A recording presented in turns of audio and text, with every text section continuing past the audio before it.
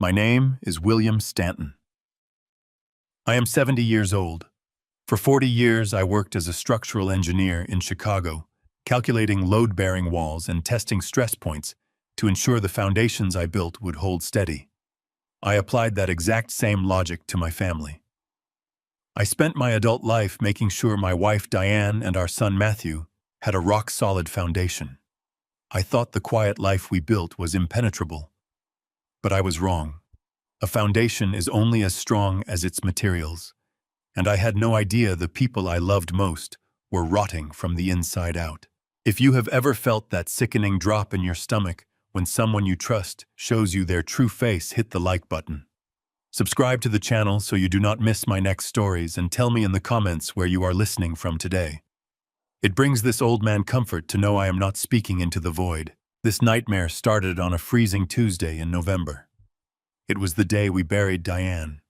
She was 68. We had been married for 45 years. She was a brilliant woman, a senior executive assistant handling highly classified accounts for Vincent Caldwell, the billionaire founder of Caldwell Investments. Diane managed high-pressure corporate situations with absolute grace and kept our family anchored. 2 days earlier, she collapsed on our kitchen floor. The paramedics called it a massive sudden heart attack. 1 minute she was pouring coffee and the next my entire world shattered. The grief was a physical weight pressing down on my chest. I was operating on pure autopilot, moving through the funeral preparations like a ghost. I was standing in the hallway of our home wearing a stiff black suit, waiting for the funeral cars to arrive. The house was painfully quiet. That was when my cell phone vibrated in my pocket. I did not recognize the private number, but I answered it anyway. It was Vincent Caldwell. He did not offer condolences. He did not speak in the soft, pitying tones everyone else used. His voice was sharp, urgent, and laced with pure fear. "William," he said, his breath hitching, "I am sorry to call you today of all days, but I found something in Diane's secure files. You need to come to my office right now." I leaned against the hallway wall, rubbing my tired eyes. "Vincent," I whispered, "we are burying her in an hour. I cannot leave." "I know," he interrupted, his voice dropping to a harsh whisper. "But this cannot wait. Something terrible has happened." And William listened to me very carefully. "Do not tell your son where you are going. Do not tell your daughter-in-law. You could be in danger. Just get through the service and come straight here." Before I could ask what he meant, he hung up. The line went dead. My hands started to shake. Danger. Why would I be in danger? And why would Vincent warn me against my own son? I stared at the blank screen of my phone, a deep dread pooling in my stomach. The structural integrity of my life had just cracked. I put the phone back in my pocket and walked out to face the funeral, carrying a secret that was about to blow my family wide open. The cold wind hit my face as I stepped onto the porch, but it was nothing compared to the chill spreading through my veins. I climbed into the back of the black town car, staring blindly at the rain hitting the tinted windows, bracing myself for the hardest day of my life. The rain in Chicago that afternoon felt like ice slicing through my skin. It was one of those bleak, gray November days where the sky hangs so low, it feels like it might crush you. The cemetery was a sea of black umbrellas dotting the vibrant green grass around the open grave. The priest was reading from a small leather-bound book, his voice a steady, monotonous drone that barely registered over the sound of the freezing rain hitting the canopy above us. I stood at the very edge of the plot, staring down at the polished mahogany casket, holding my wife of 45 years. My body felt numb. I was frozen in place, feeling every one of my 70 years weighing down on my tired shoulders. But my mind was not on the priest's words. My mind was racing, replaying Vincent Caldwell's chilling warning over and over again. "You could be in danger. Do not tell your son." I slowly shifted my gaze away from the casket and looked across the open grave at Matthew. My 35-year-old son stood there in his immaculate, custom-tailored charcoal suit. Matthew was a senior financial planner. He made a lucrative living advising wealthy clients on how to grow and protect their assets. He was polished, articulate, and always projecting an image of absolute control. Next to him stood Sarah, my 33-year-old daughter-in-law. She owned a high-end fashion boutique downtown, a vanity project that perpetually bled cash but kept her in the right social circles. She was dressed in a sleek designer black dress that looked more appropriate for a fashion gala than a muddy cemetery. Under normal circumstances, I would look at them and see my family, my support system, the people who were supposed to hold me up in my darkest hour. But Vincent's words had planted a toxic seed of doubt in my mind. So I watched them. I watched them closely. And what I saw sent a cold spike of paranoia straight through my spine. They were not crying. Not a single tear fell from their eyes. Matthew's face was completely stoic, almost bored. His jaw was set, and his eyes kept darting around the crowd, assessing the guests, sizing up the wealthy clients and firm partners who had come to pay their respects to Diane. He was networking at his mother's funeral. Sarah was worse. She was holding an elegant black umbrella over them, leaning close to Matthew. I watched her lips moving in rapid, frantic whispers. She nudged his elbow. Her eyes narrowed in a fierce, urgent intensity. Matthew frowned, whispering back without looking at her, his expression tight with irritation. This was not the body language of a grieving son and a supportive wife. This was the body language of two people arguing over a deadline. Two people who were incredibly anxious about something completely unrelated to the woman being lowered into the earth. My gut clenched. A structural engineer learns early on to look for the tiny fractures, the hairline cracks in a concrete pillar that tell you the whole building is about to come down. Matthew and Sarah were covered in cracks. I tried to focus back on the service to give Diane the respect and attention she deserved in her final moments above ground. But my eyes were drawn back to Sarah. She had stopped whispering to Matthew and was now staring directly at me. No, she was not staring at my face. She was staring at my chest. Specifically, she was locked onto the inner breast pocket of my heavy wool winter coat. My heart skipped a heavy beat. I knew exactly what was in that pocket. When the paramedics took Diane away, I had found her key ring sitting on her nightstand. Diane was a meticulous woman. She managed sensitive, highly classified financial records for Caldwell Investments. She kept a small fireproof biometric safe hidden in the back of her home office closet. It held emergency cash, critical legal documents, and a black leather ledger she used to track offline accounts for Vincent. She always told me that if anything ever happened to her, I needed to secure that safe immediately.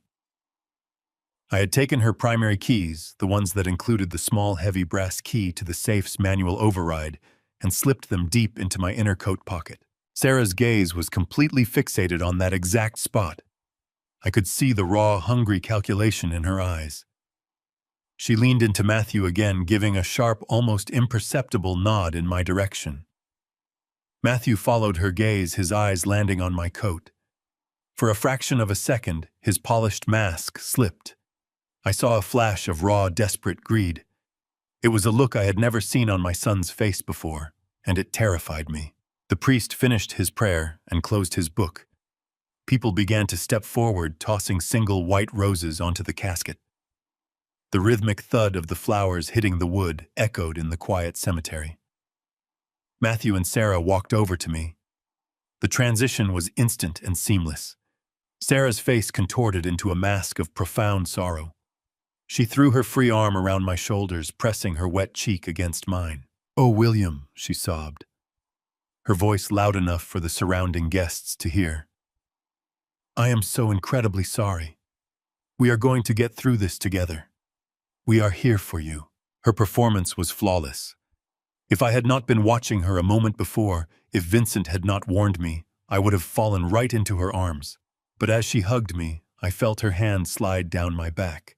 I felt her fingers casually, deliberately brush against the outside of my coat, right over the inner pocket where the keys rested. She was checking to see if they were there. I stiffened, fighting the urge to shove her away. I forced myself to pat her back. "Thank you, Sarah." I rasped, my voice sounding hollow and old. Matthew stepped up next, placing a firm, heavy hand on my shoulder. He looked me straight in the eye, perfectly mirroring my grief. "Dad," he said, his voice thick with practiced emotion. "You are not alone. We are going home and Sarah and I are going to take care of everything. Do not worry about a single detail today. We have it all under control." I looked into the eyes of the boy I had raised, the man I had paid to put through business school, the son I had loved unconditionally. I saw nothing but a stranger who was entirely too eager to take control of my house and my wife's belongings. "I am just so tired, Matthew," I said, playing the part of the broken, exhausted widower. "I think I just want to go home and lie down." "Perfect," he replied smoothly. "We will drive you. You should not be behind the wheel right now. Let us handle the house." I nodded, letting my shoulders slump. I turned and walked toward the waiting black town car, the freezing rain soaking through my hair. The drive back to the house was suffocating. The silence in the car was thick, heavy with unspoken agendas. Every time I looked in the rearview mirror, I caught Sarah texting frantically on her phone. Matthew kept his eyes locked on the road, his grip on the steering wheel tight, his knuckles strained. The heater in the car was blasting, but I felt freezing cold. As we pulled into the driveway of the colonial house Diane and I had shared for 3 decades, a fresh wave of grief threatened to pull me under. This was our sanctuary. This was where we had hosted Thanksgiving dinners, where we had decorated countless Christmas trees, where we had lived a life I thought was built on truth and love. Now, looking at the dark windows, it felt like a crime scene waiting to happen. Matthew killed the engine. The sudden silence was deafening. "Dad," he said, turning around in his seat to face me, his voice adopting that sickeningly gentle tone again. "You go straight upstairs and rest. Sarah will make you some tea. I am going to head to Mom's office to start sorting out the immediate paperwork. We need to handle the funeral home invoice before they close today." The lie was so smooth, so perfectly delivered, that it chilled my blood. He was not waiting a single minute. He wanted into that office the second we crossed the threshold. "Okay, son," I mumbled, keeping my eyes downcast, playing the part he expected me to play. "Thank you." I stepped out into the freezing rain, my hand brushing against my chest, feeling the hard outline of the keys in my pocket. The battle had officially begun. I spent my entire life building a foundation of trust, believing that blood meant absolute loyalty, but true evil does not always break through your front door with a weapon.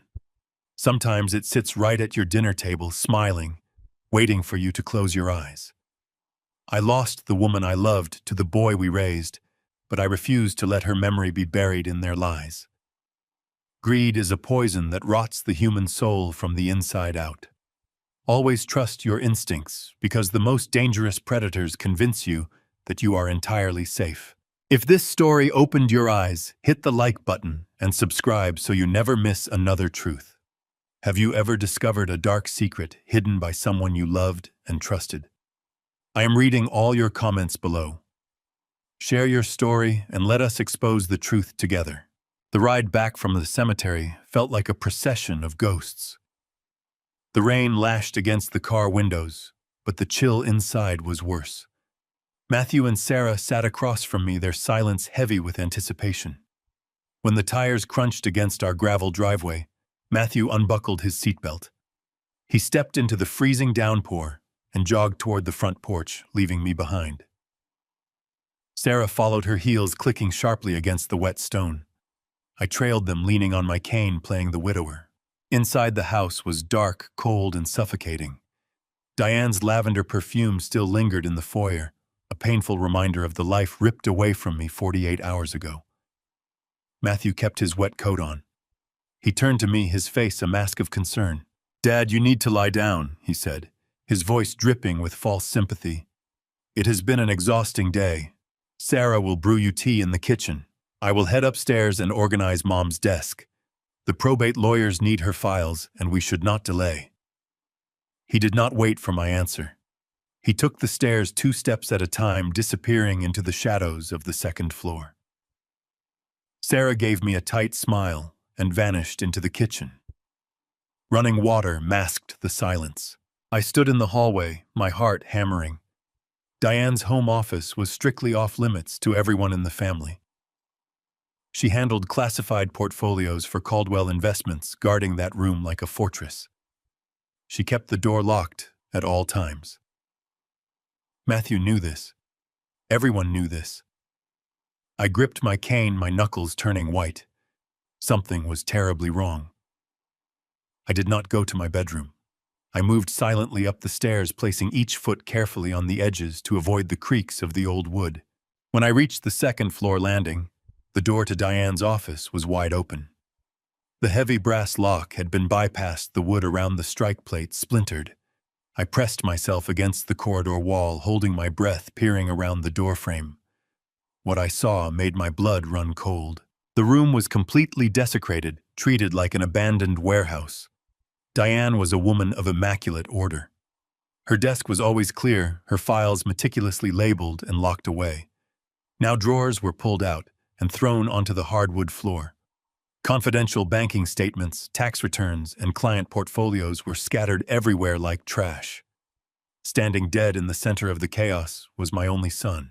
Matthew was frantically tearing through a stack of manila folders, his eyes wild, his breath coming in short, sharp gasps.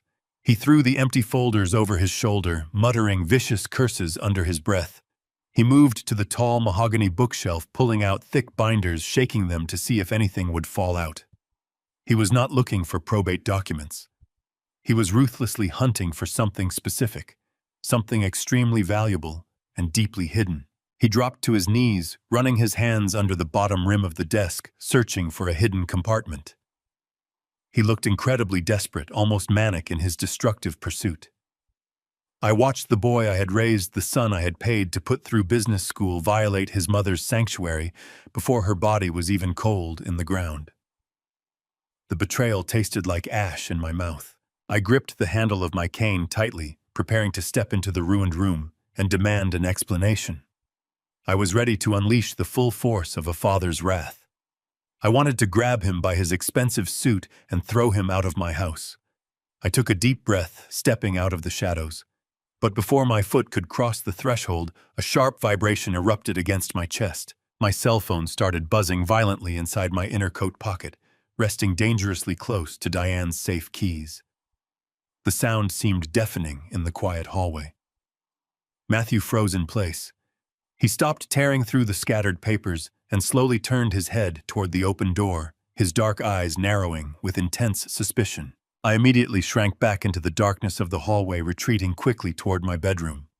I slipped inside, closing the door soundlessly behind me, and pulled the phone from my pocket. The caller ID displayed a private number. My hands were shaking so badly I almost dropped the device. I pressed the answer button and brought the cold device to my ear, forcing myself into keeping my breathing as shallow as humanly possible. "Hello," I whispered. "William," a voice said. It was sharp, authoritative, and laced with an unmistakable undercurrent of fear. It was Vincent Caldwell, Diane's billionaire boss, the man she had dedicated 20 years of her career to. Vincent. I breathed, confused and disoriented. "We just got back from the cemetery. I cannot talk about work right now." "I am not calling about work." William Vincent interrupted, his voice dropping to a harsh, urgent whisper. "I am calling because I found something. I was reviewing Diane's secure digital footprint an hour ago. Something terrible has happened. You need to come to my office right now." I sat on the edge of my bed, the room spinning slightly. "Vincent, what are you talking about?" "What did you find?" "Listen to me very carefully," Vincent said, spacing out every single word. "Do not tell your son where you are going. Do not tell your daughter-in-law. Make an excuse. Tell them you are going to the pharmacy. Tell them you need to rest. I do not care what you say, but get out of that house immediately. You could be in very real danger." The line went completely dead. A heavy, suffocating silence settled over my bedroom. I lowered the phone, staring at the black screen. Danger. Vincent Caldwell, a man who moved millions of dollars with a single phone call, a man who never panicked, was terrified. And he was telling me to fear my own son. I slowly stood back up, walking quietly over to the mirror hanging above the oak dresser. I looked at my reflection. I looked at the deep lines of grief etched around my mouth, the exhaustion in my eyes. I looked like a weak, broken old man ready to fade away. That pathetic image was exactly what Matthew and Sarah were counting on to execute their plans. They thought I was completely blind, trusting, and too consumed by sorrow to notice their frantic search next door. They had terribly underestimated me. I was an engineer. When I find a crack in a foundation, I never ignore it. I dig until I find the exact source of the rot. I slipped the phone securely back inside my coat pocket, my trembling fingers brushing tightly against the heavy, cold, solid brass shape of Diane's safe keys. I took one very slow, deep breath, brutally burying my crushing grief deep inside my aching chest, exactly where those two traitors could not see it. I wiped my wet face, straightened my tired posture, and silently opened my wooden bedroom door, entirely ready to play the oblivious, helpless old fool. I stepped out of my bedroom, leaning heavily on my wooden cane. I dragged my right foot against the hardwood floor, making sure my approach sounded exactly like the shuffling gait of a broken old man. My heart raced from Vincent Caldwell's call, but I forced my breathing to slow. I let my shoulders slump forward, putting on the mask of a grieving widower lost in sorrow. The hallway seemed incredibly long shadows stretching across the walls as the afternoon storm raged outside. Nearing Diane's office, I heard the frantic rustling of paper. Matthew was tearing through her life, searching for whatever secrets she had locked away. I pushed the heavy door open, letting it creak loudly on its brass hinges. Matthew gasped, jerking upward from where he was kneeling behind Diane's desk. In a flash of panicked movement, he shoved a thick red folder behind his back, hiding it from view. His face flushed, nervous sweat coating his forehead despite the cold draft. He looked like a cornered animal for a second before his polished mask slammed back into place. He stood straight, forcing a strained, unnatural smile. "Dad," he said, his voice pitching slightly higher than usual. "You startled me. I thought you were resting in your room." I stood in the doorway, letting my hands shake on my cane. I looked around the room, letting my eyes widen in manufactured shock. The floor was covered in Diane's meticulously organized files. Her locked filing cabinets had been pried open, their metal tracks bent and distorted. The velvet chair she used to sit in was overturned. I looked at my son, making my voice tremble with a mixture of confusion and hurt. "Matthew," I stammered, leaning heavily against the doorframe. "What are you doing in here? Your mother never let anyone in this room. What is going on with all these papers?" Matthew took a slow, calculated step forward, keeping his left hand firmly planted behind his back, clutching that hidden folder. He reached out with his free hand, adopting the soothing, condescending tone professionals use to calm down an irate customer. "Dad, listen to me," he said smoothly, his dark eyes locking onto mine with an unsettling intensity. "I know this looks bad. I know Mom was private about her workspace, but I was just trying to help you. I was looking for her life insurance policy." I blinked, tilting my head as if I was struggling to process his words. "Her life insurance policy," I repeated weakly. "Yes, Dad," he continued, his voice dripping with fabricated sincerity. "Sarah and I were talking in the car on the way back from the cemetery. We know how much pressure you are under now. We do not want you to worry about a single financial burden. We want to pay for the entire funeral, the casket, the burial plot, all the hospital bills from when she collapsed. We just need her insurance documents to get the process started and take the weight off your shoulders." It was a brilliant lie. It was exactly the kind of incredibly plausible excuse a loving, devoted son would ever use. If I had not seen him practically destroying the room, if I had not heard Vincent Caldwell's warning, I might have fallen for it completely. But as a structural engineer, I knew exactly how to spot a faulty, weak structural beam. Matthew simply wanted total, unrestricted access to Diane's private accounts. He was using the guise of filial devotion to completely isolate me from my own wife's estate.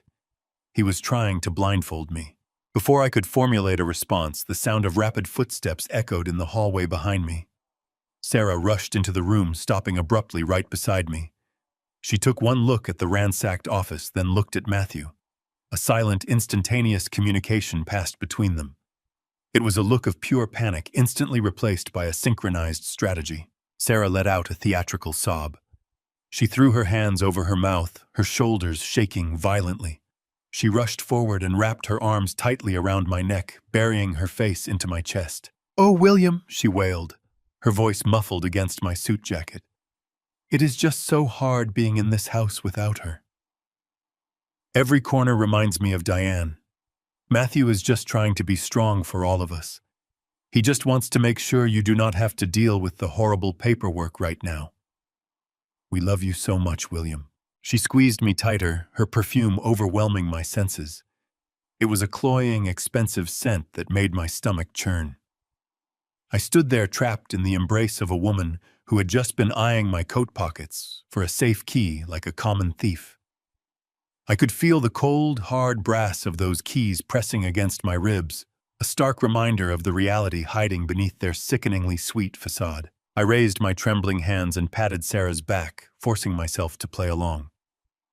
"Thank you, Sarah," I whispered, letting my voice crack with manufactured emotion. "You are both so kind to an old man. I am just so overwhelmed by everything. The house feels so empty without her." Matthew finally brought his left hand around, slipping the red folder into his briefcase resting on the desk. He walked over and placed a comforting hand on my shoulder, joining his wife in this grotesque display of family unity. "We know, Dad," Matthew said softly. "That is exactly why you need to let us handle this. You should not be dealing with bankers or lawyers right now. You need time to grieve. Go back to your room and rest. Sarah is going to make you a nice hot cup of tea to calm your nerves. I will finish tidying up here and lock the door so no one disturbs Mom's things again." I nodded slowly, looking at the floor as if completely defeated. "Yes," I murmured. "Yes, you are right. A cup of tea sounds nice. I will go lie down." I turned around, leaning heavily on my cane, and began the slow shuffle back down the hallway. My back was exposed to them, but every nerve in my body was vibrating with high alert. I had seen the folder. I had heard the lie. I had felt the absolute falseness of Sarah's embrace. They thought they had successfully manipulated a grieving, senile old man. They thought their plausible lie had perfectly covered their tracks. But as I walked back into my bedroom and closed the door softly behind me, the facade dropped entirely. My hands stopped shaking. My posture straightened. The sorrow in my eyes hardened into cold, solid steel. Vincent Caldwell had warned me that my life was in danger. Seeing my son and daughter-in-law working seamlessly together to plunder my wife's secure documents confirmed it. They were hunting for something massive, something hidden deep within Diane's financial records, and they were using the tragedy of her sudden death as the perfect smokescreen to steal it right out from under me. I was not going to let that happen. The hours dragged on like a slow execution. I remained in my bedroom as the late afternoon bled into a pitch-black, stormy evening. The freezing rain continued to batter the glass panes of my window, creating a rhythmic drumming sound. Tonight, the relentless storm outside sounded exactly like an impending warning. Downstairs, the continuous hum of Matthew and Sarah conversing drifted up through the wooden floorboards. Their voices were low, urgent, and ceaseless. I sat motionless in my armchair, in the far corner of the room, wrapped tightly in a thick wool blanket, staring intensely at the closed door. I had spent my entire professional career evaluating complex stress metrics and structural thresholds. I knew exactly how much physical pressure a support beam could take before it snapped into violent pieces. Right now, my own flesh and blood was testing my absolute psychological limit. They mistakenly thought I was sitting up here crumbling under the immense weight of grief, completely paralyzed by the sudden loss of Diane. They were boldly banking on my perceived weakness to flawlessly execute their next calculated move. I listened very closely, as the heavy thud of footsteps finally began to ascend the wooden staircase. The steps were far too light to be Matthew. It was Sarah. I quickly slumped forward in my leather chair, burying my face deep in my hands, and deliberately practiced my breathing, making it sound painfully shallow and ragged. The brass doorknob turned slowly with a sharp metallic click. William, a soft, incredibly gentle voice whispered from the shadowy doorway. "Are you awake?" I slowly raised my heavy head, letting my eyes blink repeatedly as if I were desperately struggling to focus my failing vision. Sarah stepped gracefully into the dim, ambient light of my quiet, completely isolated bedroom space. She had already changed out of her black funeral dress into comfortable, excessively expensive cashmere loungewear. In her left hand, she perfectly balanced a steaming porcelain teacup on a matching saucer. Tucked securely under her right arm was a remarkably thick manila envelope. She approached my chair with slow, exaggerated caution, treating me exactly like a fragile piece of antique glass that might shatter into a million pieces at any given moment. "I brought you some hot chamomile tea," she said, placing the cup gently on the small mahogany side table right next to my resting, allegedly frail right arm. "You have barely eaten a single thing all day long, and Matthew and I are both very worried about your blood pressure. You really need to drink every drop of this. It will help you relax your tense nerves and get some much-needed deep sleep tonight." I looked closely at the steaming tea, then gazed up at her meticulously painted face. "Thank you, Sarah," I croaked expertly, making my vocal cords sound brittle, weak, and ancient. "You are very thoughtful to check on an old man. I am just so incredibly tired. My chest feels completely hollow right now." She smiled, a tight, sympathetic curve of her pale lips that did not quite reach her cold, calculating eyes. She knelt gracefully beside my chair, placing the heavy manila envelope directly onto my lap. "I know you are exhausted, William," she murmured, resting her warm hand intimately on my knee. "But Matthew explicitly asked me to bring these important documents up to you. It is just some standard probate paperwork for the estate. We simply need your signature on a few dotted lines so we can formally release the necessary funds to pay the funeral home early tomorrow morning's schedule." The director was very clear that they need the payment fully processed before the upcoming weekend. I stared blankly down at the thick envelope resting heavily on my legs. My analytical engineering mind instantly registered the substantial weight and unnatural bulk of the paper inside. Standard probate forms for a simple funeral home release absolutely do not require 40 dense pages of complicated legal text. I reached out with a deliberately trembling hand, letting my unsteady fingers hover over the paper flap. "Are you absolutely sure Matthew cannot just handle this tomorrow afternoon?" I asked carefully, slurring my words slightly. "My eyes are so blurry without my prescription reading glasses. I sincerely do not think I can read all of this complex writing right now." Sarah patted my knee firmly, her grip just a fraction too tight to be genuinely comforting. "Oh, you absolutely do not need to read it all tonight," she insisted smoothly, maintaining her flawless facade. "Matthew already read through every single page for you this afternoon. It is all just standard boilerplate language required by the state of Illinois. We just marked the specific signature lines with little yellow sticky notes to make it incredibly easy. Just sign exactly where the bright arrows point, drink your hot tea, and go straight to sleep. Matthew will take care of filing everything at the downtown courthouse first thing in the morning. You just need to rest your mind and let us handle all the heavy lifting." She stood back up casually, smoothing out a tiny, invisible wrinkle in her expensive cashmere sweater. "Please drink the tea while it is still nice and hot, William. It has a very special herbal blend I got from the organic market downtown. It works absolute wonders for severe anxiety and panic stress. I promise you will feel so much better when you wake up in the morning." I reached out with violently shaking fingers and slowly lifted the delicate porcelain cup from the matching saucer. I brought the rim to my lips, blowing softly on the dark surface. The steam curled upward, carrying the sweet floral scent of chamomile, but hidden underneath it, my sharp senses easily picked up a faint, bitter, unnatural chemical odor. It was incredibly subtle, but it was undeniably present. I took a tiny, completely fake sip, letting the hot liquid touch my bottom lip without actually swallowing. "It is very good," I whispered, resting the cup back on the saucer with a clumsy, loud clatter. "Thank you so much for making it. I will sign the papers right now so Matthew has them ready." Sarah beamed brilliantly, clearly thrilled with the apparent success of her own twisted manipulation. "I will leave you to it then," she said, backing slowly toward the open door. "Just leave the envelope on your nightstand when you are entirely finished. Good night, William. Try to find some peace tonight." The heavy wooden door clicked firmly shut, completely sealing me inside the dim room. I immediately grabbed the porcelain cup, walked silently across the bedroom, and poured the entire chemically laced contents deep into the dark soil of a potted fern. Then I pulled my reading glasses from my shirt pocket and opened the thick envelope. The documents had absolutely nothing to do with funeral expenses.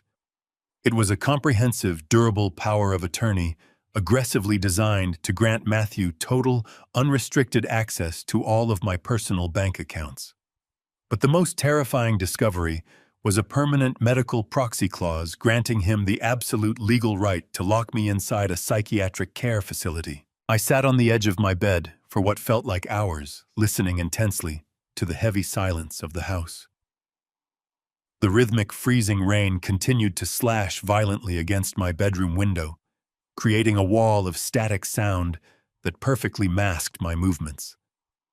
Below the floorboards, the low conspiratorial murmurs between Matthew and Sarah had finally ceased. I heard the door to the guest room click shut, followed by the heavy, settling quiet that only comes when people believe they have successfully buried a problem. They thought I was dead to the world, drifting into a chemically induced sleep from the tea I had just dumped into the fern. They thought their broad power of attorney and the medical proxy clause were safe in my hands, waiting for a morning signature from a broken old man. I cast the heavy wool blanket aside and stood up. My joints ached, a physical manifestation of the crushing grief and betrayal wrapping around my chest. But my mind was completely clear. I did not use my cane this time. I walked barefoot across the cold floor, stepping with absolute engineering precision on the structural joints of the wooden planks to ensure not a single floorboard would groan. I opened my bedroom door, slipping out into the pitch-black hallway, like a shadow infiltrating a structure that had already collapsed. I slipped inside Diane's ruined office, closing the door soundlessly behind me. The room smelled of dust, overturned wood, and the damp air entering from the slightly splintered doorframe. I did not dare turn on the desk lamp. Instead, I pulled out my cell phone, using the dim gray glow of the screen to guide my eyes over the wreckage Matthew had left behind. Papers were strewn everywhere, client portfolios tossed aside like worthless garbage. But Matthew had been sloppy. He was a financial planner driven by sudden, panicked greed, not a structural engineer trained to look at the invisible load-bearing points of an environment. He had looked at the obvious places, tearing through the filing cabinets and ripping open the drawers. He had completely missed the foundation. I walked over to the tall mahogany bookshelf that lined the far wall. I bypassed the pulled-out binders and the empty slots. I reached my hand behind the third shelf, counting exactly 5 rows down from the top, precisely where the heavy architectural design volumes rested. My fingers brushed against a small, hidden magnetic latch attached to the back of the wood paneling. With a soft click, a false back behind the books popped open by an inch. I reached into the narrow, dark cavity. My breath caught in my throat. The space was completely empty. Diane's black leather ledger was gone. That book was her absolute sanctuary. For 20 years, as Vincent Caldwell's trusted assistant, she used that ledger to manually document every off-the-books transaction, every secure encrypted passcode, and every private offshore routing number for Caldwell Investments. It was her ultimate insurance policy, a physical backup of a digital empire. She explicitly told me that if that ledger ever left her hands, it meant the entire structure of Caldwell Investments was being targeted. Matthew and Sarah had clearly found it before I walked in on them. That was the specific red folder Matthew had frantically hidden behind his back. A cold sweat broke out across my neck. The realization hit me with the force of a physical blow. They did not just happen to stumble upon her files after she died. They knew exactly what she was keeping. They had been planning this heist while Diane was still alive. I dropped to my knees amidst the sea of scattered documents on the floor, my hands moving with urgent, focused speed. I began to cross-reference the remaining financial statements Matthew had deemed useless and left behind. I picked up Diane's personal banking folders, her corporate credit card statements, and the internal wire transfer logs from Caldwell Investments that she had printed out over the last 3 months. I turned the screen brightness of my phone down to a sliver of light, illuminating the rows of figures, dates, and bank routing numbers. As a structural engineer, I spent 40 years identifying anomalies in massive datasets, looking for the single decimal error that could bring an entire skyscraper crashing down. It took me less than 10 minutes to find the fatal fracture in the numbers. There was a massive wire transfer documented on a printed corporate ledger sheet from Caldwell Investments. Exactly $8 million had been moved out of Vincent Caldwell's primary liquidity reserve account. The destination was an offshore entity listed as Vanguard Luxury Holdings, a shell corporation registered in the Cayman Islands. But it was not the destination that made my heart stop. It was the timestamp of the transaction. The $8 million was fully cleared and transferred at precisely 10 a.m. on Monday morning. My hands began to shake violently, the paper rattling in my grip. I forced myself to stare at the digital clock on my phone, checking the date on the document again. Monday morning at 10 o'clock. Diane had collapsed on our kitchen floor at precisely 4 p.m. on that exact same Monday. The invisible dots instantly connected in my mind, forming a picture of absolute horror. The massive wire transfer of Vincent's millions had occurred exactly 6 hours before my wife suffered her sudden fatal heart attack. This was not a standard case of opportunistic corporate fraud. This was a clinical, cold-blooded execution. Diane was a woman of fanatical professional integrity. There was absolutely no scenario on Earth where she would have authorized an $8 million illicit transfer to a luxury fashion shell company while Vincent was alive. She had caught the transfer. She had seen the anomaly on her monitor at the office, printed out the proof, and brought it home in that red folder. She had realized that her own son Matthew, using his high-level security clearance as a consulting financial planner for Caldwell Investments, had stolen her biometric passcodes to authorize the theft. She had confronted him, or she was about to confront him. And exactly 6 hours later, her heart mysteriously stopped beating. I collapsed backward against the mahogany desk, the air completely rushing out of my lungs. The grief that had been a dull ache for days suddenly transformed into a burning, roaring furnace of pure rage. The pieces of the puzzle fell into place with terrifying mathematical precision. Matthew and Sarah did not want to pay for the funeral out of love. They needed to secure the power of attorney and get my legal signature on those broad probate documents tonight, so they could permanently lock down the $8 million before Vincent Caldwell completed his internal audit. And the medical proxy clause was their insurance policy to throw me into an asylum if I ever started asking the right questions about the medication in Diane's cabinet. I held the wire transfer sheet against my chest, listening to the relentless wind howling outside the house. My own son had looked at his mother's 45 years of devotion and decided she was completely disposable. He had looked at me and decided I was just a clueless lamb-cam old man who could be easily medicated into silence. They thought they were the masterminds of a perfect crime, but they had completely forgotten who built the very foundation they were standing on. I stood up, my posture straighter than it had been in years, my eyes locked on the dark hallway. The structure of this family was entirely rotten, and I was going to be the one to systematically tear it down. I left the sanctuary of Diane's office, pulling the heavy door shut until the latch clicked. I stood in the dark hallway listening to the house. The clock downstairs chimed softly, marking 2 in the morning. The rain was hammering against the siding, masking any sound I made. My mind was moving with icy clarity. I had the corporate ledger sheet. I knew $8 million had been bled from Vincent Caldwell's reserves into an offshore ghost entity called Vanguard Luxury Holdings. But I needed the physical bridge. I needed the concrete proof connecting my son and my daughter-in-law to that specific account. Matthew was arrogant, but he was also fundamentally lazy. He always believed his intelligence was vastly superior to everyone else. That kind of profound arrogance breeds carelessness. If Sarah and Matthew were coordinating local transfers to secure their newly stolen wealth, they would have generated physical paper trails, deposit slips, wire transfer confirmations, temporary account numbers written down in haste.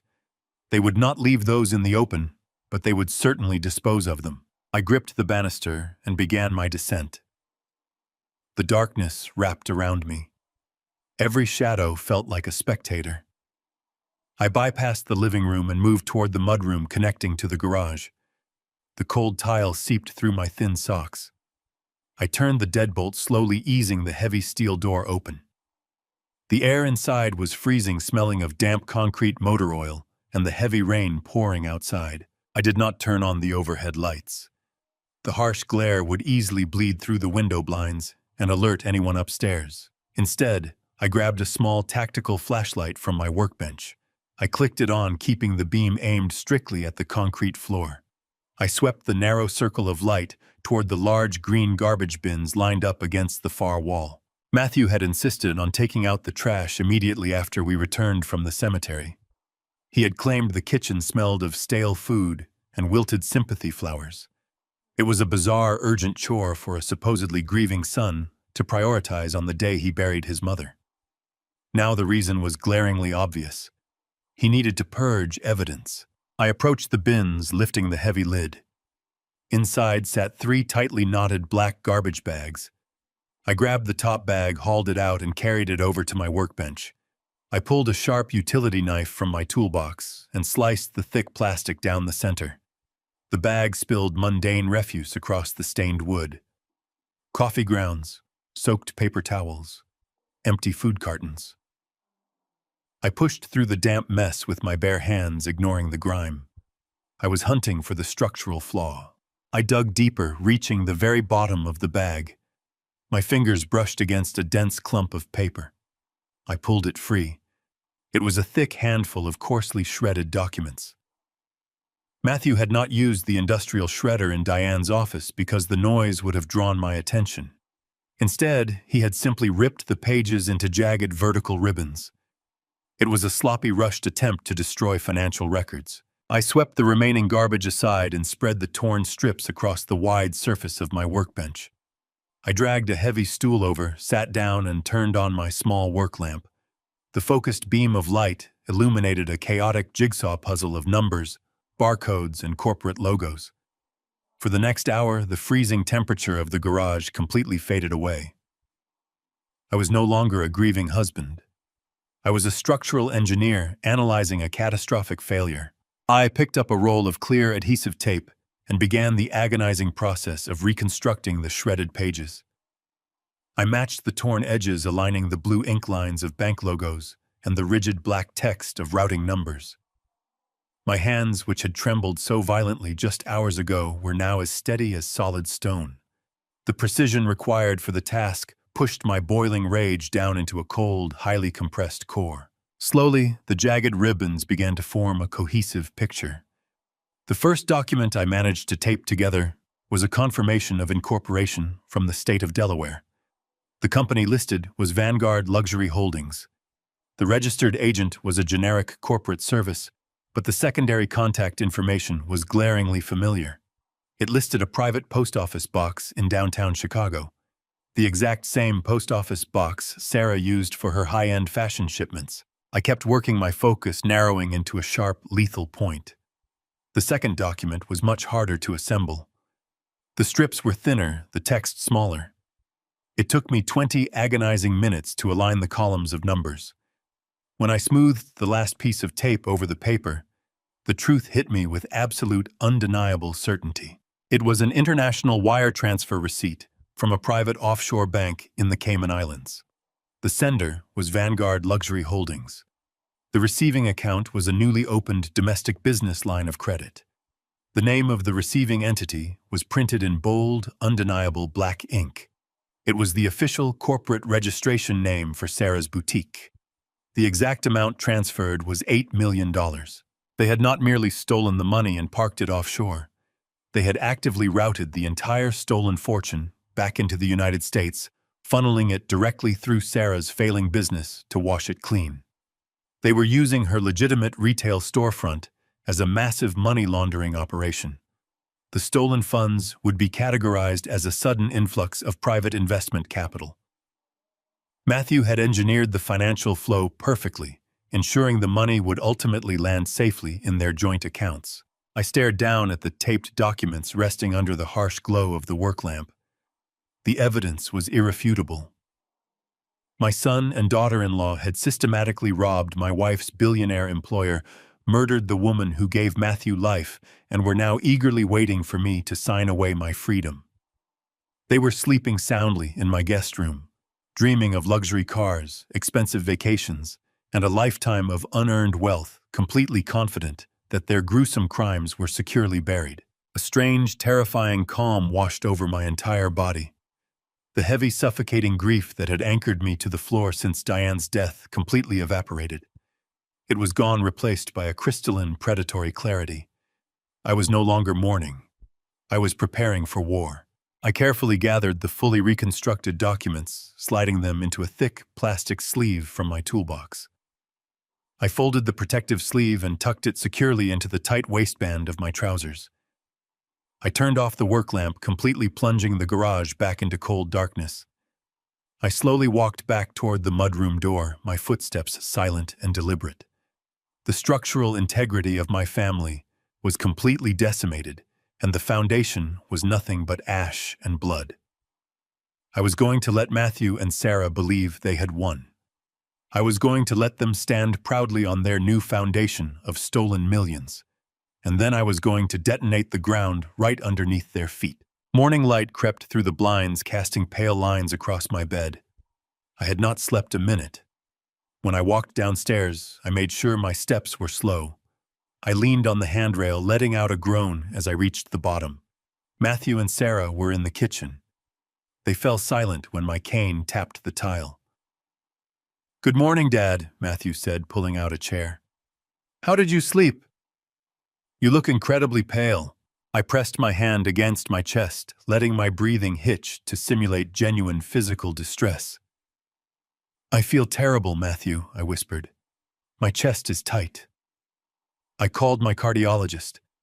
His receptionist is squeezing me in for an electrocardiogram at 10. Sarah exchanged a rapid glance with Matthew. The prospect of my physical collapse perfectly aligned with their malicious narrative. But Matthew played the concerned son. "Dad, you cannot drive in this condition," Matthew insisted, reaching for his keys. "Let me drive you. I can wait." I raised a trembling hand, shutting down his offer. "No, Matthew," I said. "I need to do this alone. Your mother and I always drove to that clinic together. I just need quiet space. Please stay here and manage the house. I will call you with the results." Giving him the house granted him uninterrupted hours to tear apart the hidden compartments he missed yesterday. He lowered his keys, adopting a look of reluctant compliance. "Of course, Dad," he murmured. "Take all the time you need. We will be right here." I walked to my sedan, moving with deliberate slowness, until I closed the heavy door. The second the engine roared to life, my trembling ceased completely. I merged onto the highway, driving directly to the headquarters of Caldwell Investments in downtown Chicago. The building was an intimidating fortress. I parked in the VIP garage, taking a private elevator straight up to the top executive floor. Vincent Caldwell was waiting in his corner office. Vincent was a billionaire who built his empire through sheer brilliance. Today, his face was etched with profound anger. "William," Vincent said, bypassing polite pleasantries as he locked the door behind me. "Thank God you got out safely. Did they suspect anything?" I shook my head, pulling the plastic sleeve from my coat pocket and laying the shredded documents on the wood. "They think I am getting my heart checked," I replied smoothly. "I found these in the garage trash bins this morning." Matthew and Sarah routed exactly $8 million through a Caribbean shell corporation straight into Sarah's boutique account. Vincent stared down at the jagged strips of paper. He did not look surprised, only deeply vindicated. "I knew it," Vincent hissed, slamming his fist against the desk. "I spent the night running a shadow audit on the mainframe. They completely bypassed our secondary firewalls, William. And I know exactly how they managed to do it." I sat in the leather chair across from him, crossing my hands over my cane.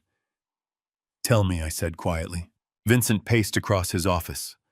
Diane was the only person with the specific biometric passcodes to authorize a transfer of that magnitude. Someone physically cloned her security credentials. They replicated her digital fingerprint and her voice authorization protocol. It takes a sophisticated understanding of financial networks to pull off a hack like that without triggering a federal alarm. Matthew is a senior financial planner. I stated, feeling the cold reality settle deep in my bones. He knows the architecture of corporate banking systems. He knew what invisible wires to cut. "Exactly," Vincent continued. "He used his professional knowledge to mask the initial breach. He scheduled the illicit transfer to execute exactly 6 hours before Diane suffered her fatal collapse. Diane was too smart, William. She noticed the pending anomaly on her terminal. She confronted him. I am absolutely certain of it. And Matthew realized she was going to expose his operation. My chest tightened, sorrow mixing with my escalating rage. "Why have you not called the police, Vincent?" I asked. "Why are we hiding in the shadows if we have the proof?" "Because if I involve federal authorities right now, the news of an $8 million breach will leak to the press within an hour," Vincent explained. "The stock market will panic. My clients will pull their investments. Matthew will instantly freeze the offshore accounts and transfer the money into an untraceable crypto wallet. If we move blindly, we lose the money forever, and he walks away free. We need to build an inescapable trap. We need to completely destroy his financial safety net before we lock him in a cage." "And how do we do that?" I asked, leaning forward in my chair.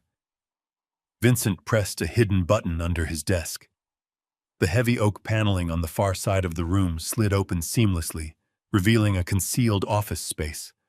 A woman stepped out into the light.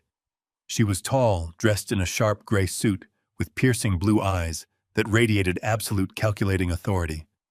She carried a sleek silver laptop under her arm. "William, this is Melissa," Vincent said. "She is my director of private security. Before joining my firm, she spent 15 years working as a forensic accountant and lab investigator for the Federal Bureau of Investigation. She specializes in dismantling organized financial crime syndicates." Melissa walked forward, offering an exceptionally strong handshake. "William," she said, her voice entirely devoid of warmth, "I am deeply sorry for the tragic loss of your wife. Diane was a remarkable woman. I promise you we are going to dismantle every single thing your son has built, and we are going to make him suffer immensely in the process." I looked at the ex-federal investigator, absorbing the sheer gravity of the alliance I was forming. "I am listening, Melissa," I said firmly. "What is our first move?" Melissa opened her laptop, placing it directly over the shredded documents. "Matthew and Sarah think they hold all the cards because they have you trapped under the threat of a medical proxy," she explained, her fingers flying across the keyboard. "We are going to use their own boundless greed against them. They expect you to sign that power of attorney tonight. I want you to sign it." I frowned, gripping my cane tighter. "You want me to hand them the keys to my entire life?" I asked, confused. "I want you to hand them a live grenade disguised as a key," Melissa corrected, a predatory smile touching her lips. "I spent the morning setting up dummy accounts mimicking your personal wealth. When Matthew attempts to use that signed document to access your funds, he will unknowingly bridge his corrupted network directly into my surveillance servers. We will have unrestricted legal access to every single keystroke he makes. We are going to bleed his accounts dry, redirect the stolen $8 million back to Vincent, and leave Matthew holding a massive pile of federal tax fraud evidence." The brilliance of the strategy was undeniable. We were going to let my traitorous son dig his own inescapable grave. I nodded slowly, sealing our underground alliance. "Let us destroy him," I whispered. I left the hidden office feeling a strange sense of profound clarity. Melissa had handed me a sleek black reinforced titanium case before I departed. Inside the case rested 6 state-of-the-art micro-surveillance cameras. They were incredibly small, no larger than a standard shirt button, equipped with high-definition lenses, infrared night vision, and encrypted wireless transmitters. Melissa explained that these were the exact same specialized devices her former bureau units used to monitor high-value targets in hostile environments. They did not rely on standard home wireless networks.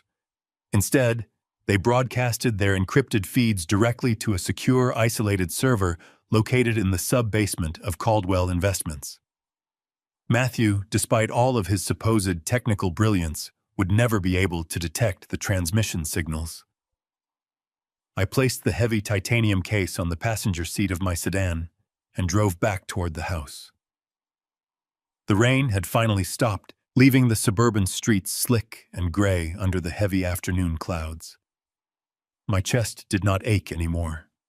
The paralyzing grief that had threatened to consume me just 24 hours ago had been completely burned away, leaving behind a cold, calculating desire for absolute justice.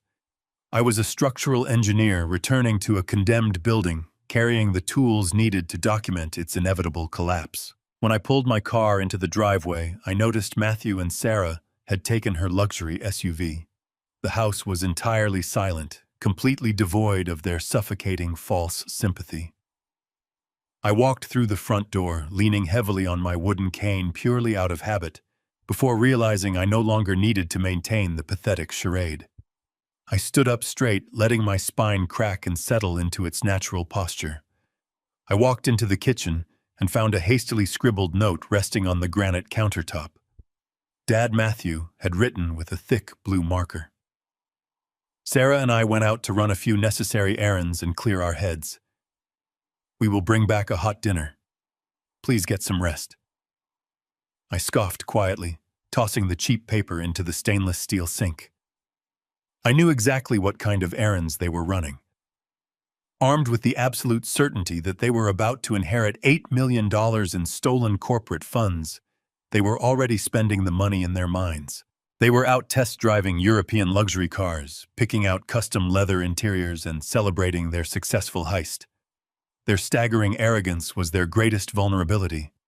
They had left the house completely unguarded, giving me the perfect, uninterrupted window of time I needed to transform my own home into an inescapable digital panopticon. I opened the titanium case on the kitchen island and pulled out the first micro camera.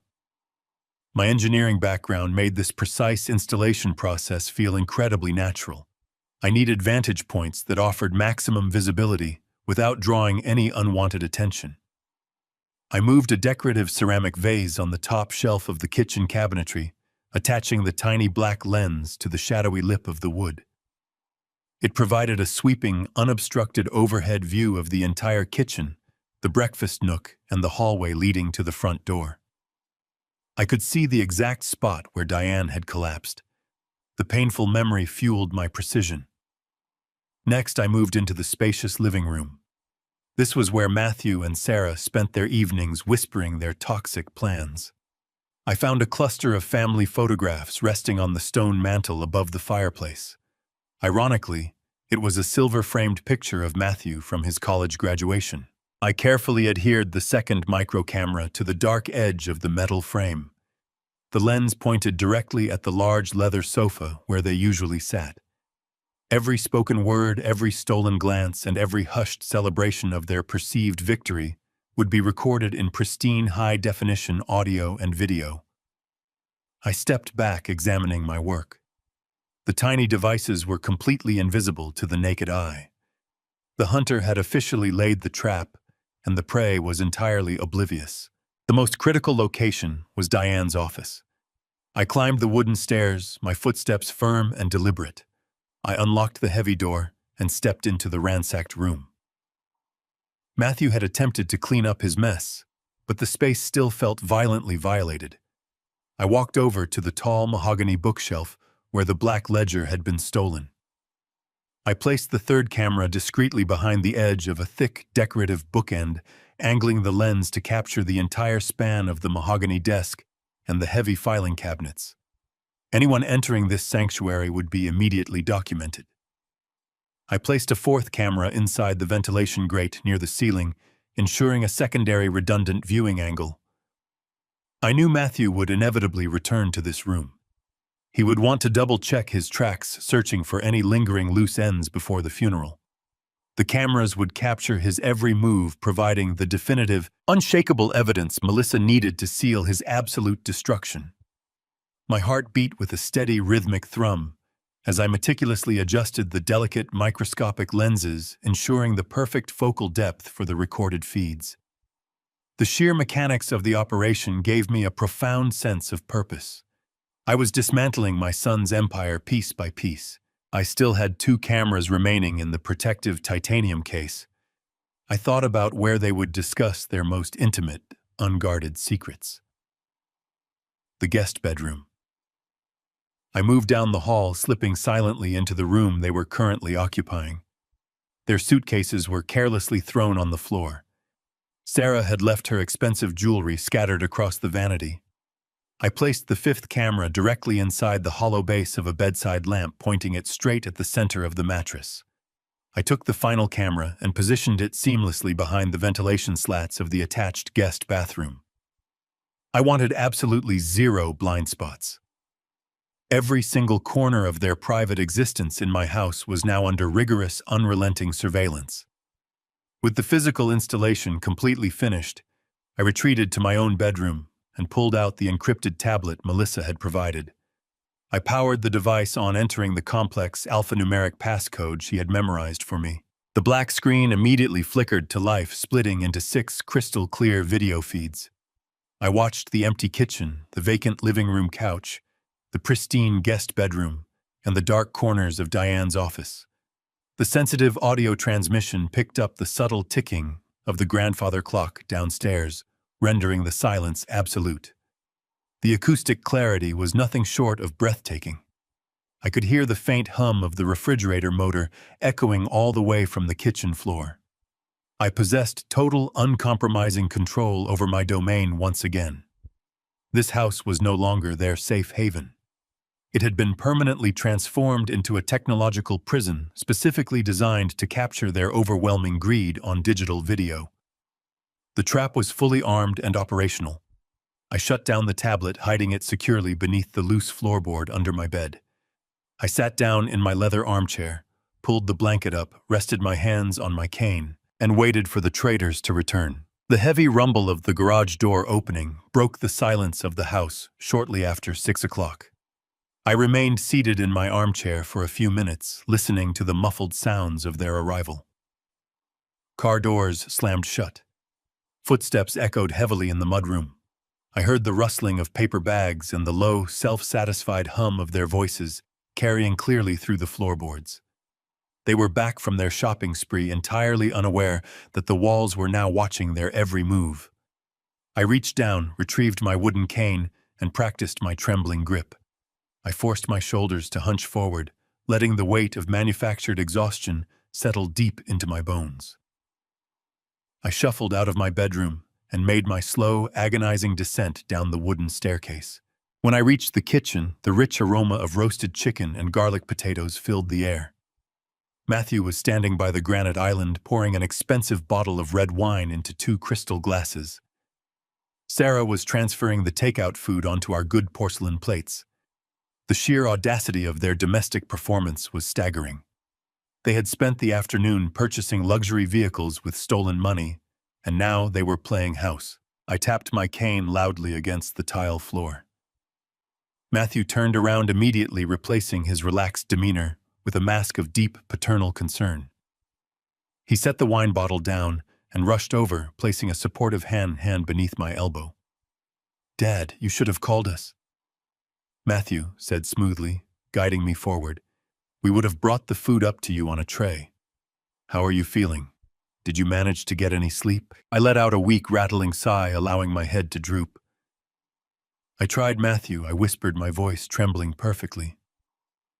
"But every time I close my eyes, I just see your mother. The house feels so terribly cold without her." My mind just keeps racing in circles.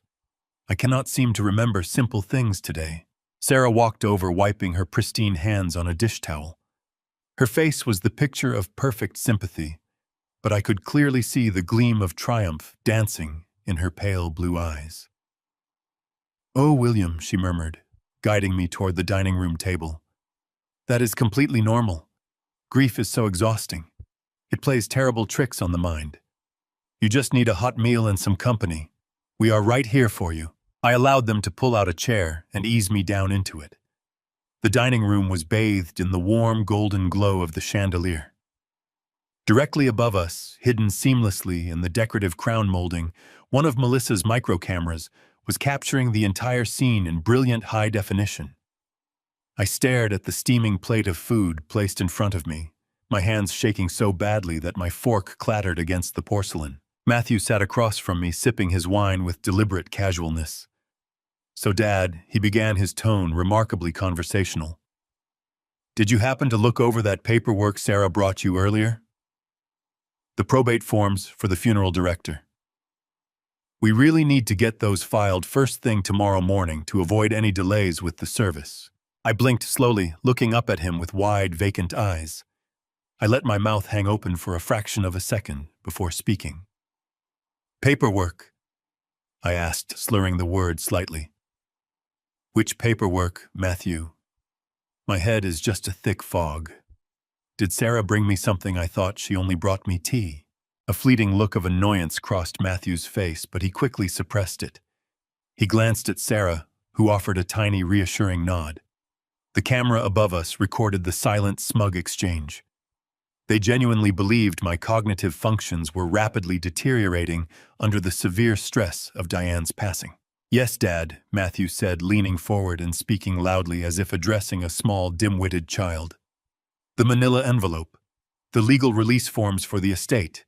We need your signature so we can pay for Mom's arrangements." "Oh, the envelope," I mumbled, rubbing my forehead with a trembling hand. "Yes, I remember now. I am so sorry, Matthew." I looked at the pages, but the legal jargon was just so confusing. My vision kept swimming. There were so many clauses about bank accounts and proxies. It did not look like a simple funeral receipt. I got a little overwhelmed and put it in my drawer. Sarah's smile tightened, her fingers gripping the stem of her wineglass. "William," she said sweetly, "you do not need to read the difficult parts. It is just standard state bureaucracy. They always make things sound incredibly complicated to justify their high legal fees. We just want to protect you from dealing with greedy lawyers right now." I sighed heavily, picking up a piece of chicken with my fork, only to let it drop back onto the plate. "You are right, Sarah. You are both so capable. I just do not know what I would do without you. Your mother handled all our finances for 40 years. She kept everything so strictly organized in that little black ledger of hers. Have you found it, by the way? I cannot seem to remember where she kept it." The temperature in this dining room seemed to drop 10 degrees in an instant. Matthew completely froze, his wineglass halting halfway to his mouth.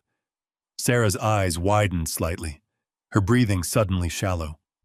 I kept my gaze fixed blankly on my plate, playing the innocent, confused widower, but my periphery caught every microsecond of their terrified reaction. The camera above us was capturing pure gold, a black ledger. Matthew finally asked, forcing a light, dismissive chuckle. "I do not think I have seen a black ledger, Dad. Mom had so many files. She probably threw it out ages ago." "Are you sure you are not just confusing it with an old address book?" I shook my head slowly, maintaining my fragile facade. "No, she had it recently. She told me it was incredibly important for Vincent Caldwell's accounts. She said it was her insurance policy." "Oh well, my memory is just failing me today. It will turn up eventually. I am just so tired." Sarah quickly stood up, grabbing my untouched plate. "You need rest, William. Do not worry about old books or bank accounts tonight. We will find whatever you need tomorrow. Let me help you back up to your room." I nodded, allowing her to pull me to my feet. As I leaned on my cane and began the slow shuffle back toward the stairs, I caught a brief glimpse of Matthew out of the corner of my eye. He was staring fiercely at Sarah, his face pale and slick with nervous sweat. The seed of paranoia had been successfully planted deep in their minds. I played the fool perfectly, ensuring their absolute confidence was slowly unraveling. I returned to my bedroom and allowed Sarah to tuck the heavy wool blanket around my shoulders. She turned off the bedside lamp, whispering a hollow goodnight before pulling the door firmly shut. I remained completely motionless in the pitch-black room for 20 long minutes, listening to her footsteps retreat down the hallway. Once the house settled into a heavy, oppressive silence, I threw off the blanket and moved swiftly across the floor. I reached under the loose floorboard and retrieved the encrypted tablet. The cool metal felt grounding in my hands. I walked over to the armchair, sitting in the darkest corner of the room, and powered on the screen. The vivid digital mosaic of my home sprang to life. I lowered the brightness to a faint, ghostly glow and inserted a small, wireless earpiece. The audio feeds instantly flooded my ear with the ambient sounds of the lower floor. I scanned the 6 camera feeds. The living room was empty. Diane's office was undisturbed. The guest bedroom remained dark. I switched my focus to the kitchen camera. The high-definition infrared lens illuminated the room in sharp monochrome detail. Matthew and Sarah were standing rigidly by the granite island, completely bathed in the shadows of the unlit kitchen. The digital timer on the screen read midnight. Matthew was pacing frantically back and forth across the tile, running his hands roughly through his hair. Sarah stood perfectly still, her arms crossed tightly over her chest, watching him with a venomous glare. The smug, victorious facade they had maintained during dinner was completely gone. They looked like 2 desperate criminals cornered in an alleyway. "You told me the black ledger was destroyed." Sarah hissed, her voice a sharp, furious whisper cutting through the quiet night. "You promised me you got rid of it before she died, Matthew. If he is looking for it, if he knows it holds the offshore routing numbers, we are completely exposed." "I did destroy it," Matthew snapped back, his voice trembling with barely suppressed panic. "I burned every single page in the fireplace yesterday morning while he was at the funeral home making arrangements. The old man is just confused. He is grieving. His mind is playing tricks on him. He does not actually know anything about the $8 million. Sarah stepped forward, grabbing his arm forcefully. "Are you absolutely certain? Because if he finds out we routed Vincent Caldwell's liquidity reserve through my business account, we are going to federal prison." The boutique was supposed to look like it secured a massive, legitimate private investment. If the paper trail connects back to Diane's biometric passcodes, the FBI will tear our lives apart. Matthew pulled his arm away, rubbing his face in exhaustion. "The paper trail is buried, Sarah. The Cayman Island Shell Corporation is impenetrable. I used Mom's digital fingerprint to authorize the transfer, and then I wiped the internal servers. Vincent will just assume it was a highly sophisticated external hack. He will never look at a junior financial planner. We just need to get my father to sign the power of attorney tomorrow morning. Once I control his estate, we have total financial insulation." Sarah let out a bitter, mocking laugh. "Total insulation. You are a fool, Matthew. We are only in this terrifying position because of your mother. She was too smart. She found the routing anomaly on her terminal before the transfer fully cleared." I gripped the edges of the tablet, my knuckles turning stark white. My breath caught in my throat as I leaned closer to the glowing screen, hanging onto every single word transmitting through the earpiece. "Do not talk about my mother right now," Matthew warned, his tone suddenly dropping into a dangerous, defensive register. Sarah ignored him, her voice rising in frantic intensity. "I will talk about her because she almost destroyed everything. I was standing right there in the living room when she confronted you on Monday afternoon. She had the printed logs. She knew you had stolen her passcodes. She was going to pick up the phone and call Vincent Caldwell right there on the spot. She was going to tell Vincent about the boutique's funding. Your mother was going to ruin us." Matthew lunged forward, pressing his hands flat against the granite counter, his head hanging low. "I know," he whispered, his voice cracking with a sickening mixture of guilt and relief. "I know what she was going to do." "Then you know we had no other choice," Sarah continued, her words cold and merciless. When her chest started hurting, when she fell to the floor gasping for air, you did exactly what had to be done. You took her phone away, you locked the front door, and we waited. We waited until she stopped moving before we called the paramedics. We protected our future Matthew. You cannot let a senile old man's rambling about a black ledger make you lose your nerve now. The audio feed echoed in my ear, a damning, horrifying confession of pure murder by deliberate omission. My son had watched the woman who gave him life suffer a massive cardiac event, and instead of calling for help, he had actively prevented her survival to protect his stolen wealth. He had let my Diane die on the kitchen floor, while he stood over her clutching her stolen documents. A single tear slipped down my cheek, hot and stinging against my cold skin.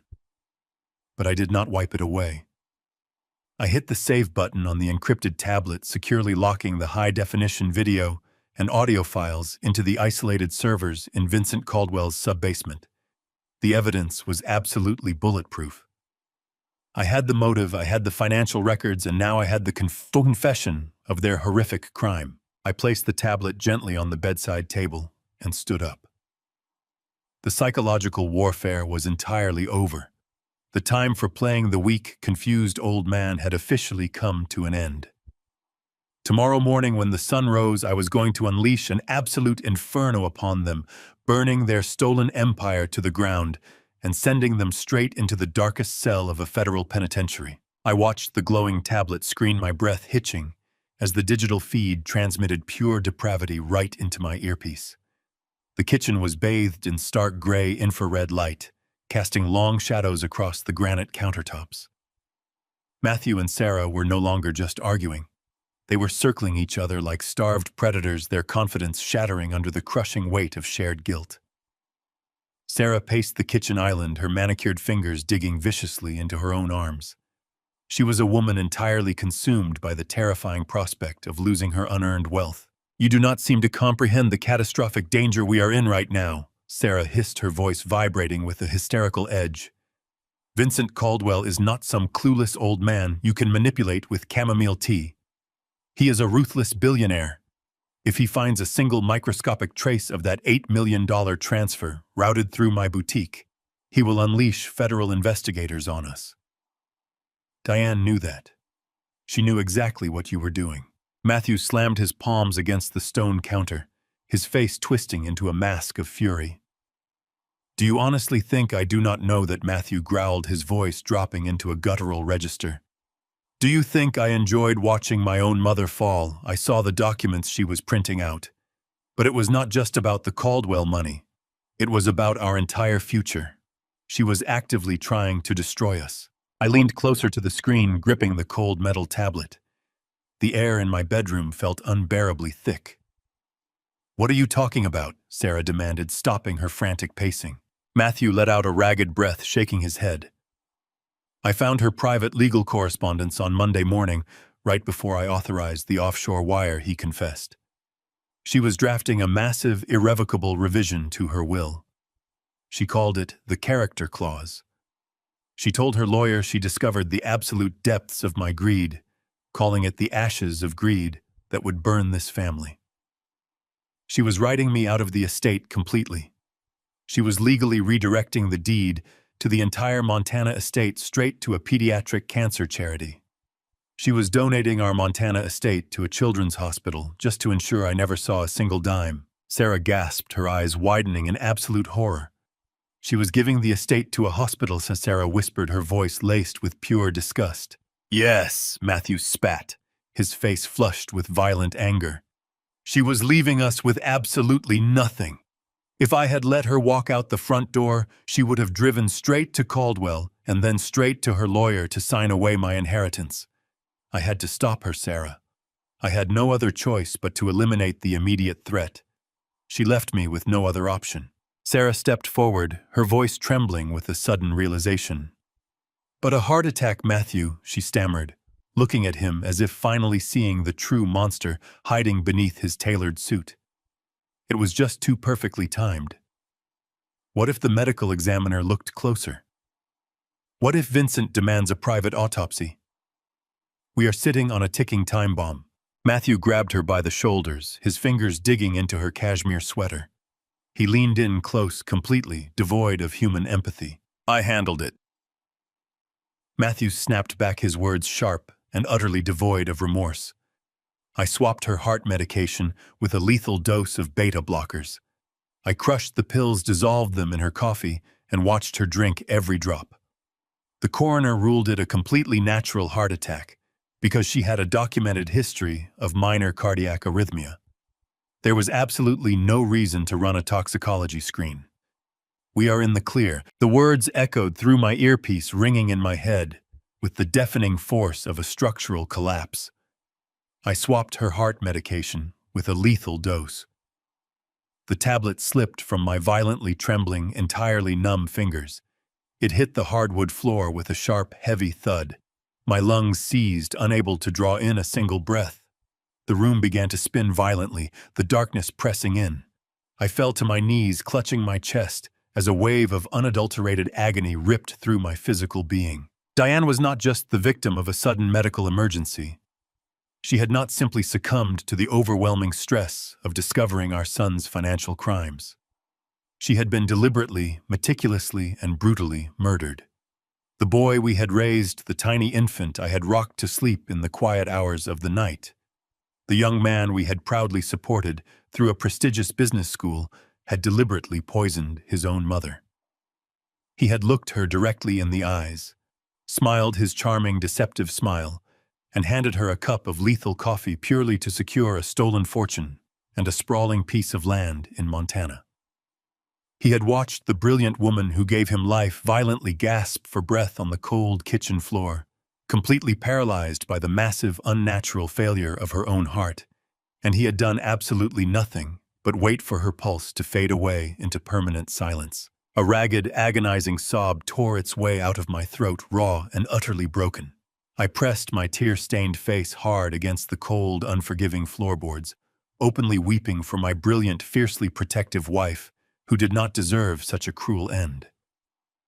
Diane had died valiantly, trying to shield Vincent Caldwell's entire company and trying to legally protect the children's hospital from our son's insatiable sociopathic greed. She had fought for justice until her very last breath. I lay in the freezing darkness, allowing the crushing, devastating sorrow to wash over me in violent waves. I mourned the absolute loss of my wife, the permanent destruction of my family, and the horrifying truth that my only child was a ruthless killer. But as the minutes ticked by, dragging into the early hours of the morning, the blinding tears slowly began to stop. The profound grief that brought me to my knees crystallized into something entirely different. It hardened into a terrifying, unbreakable resolve. The structural engineer inside me, the meticulous man who had successfully spent 40 years constantly calculating the exact breaking point of massive, towering commercial edifices, finally took complete control of my utterly shattered mind. Matthew believed he had executed the perfect crime. He believed he had successfully eliminated the only obstacle standing between him and his millions.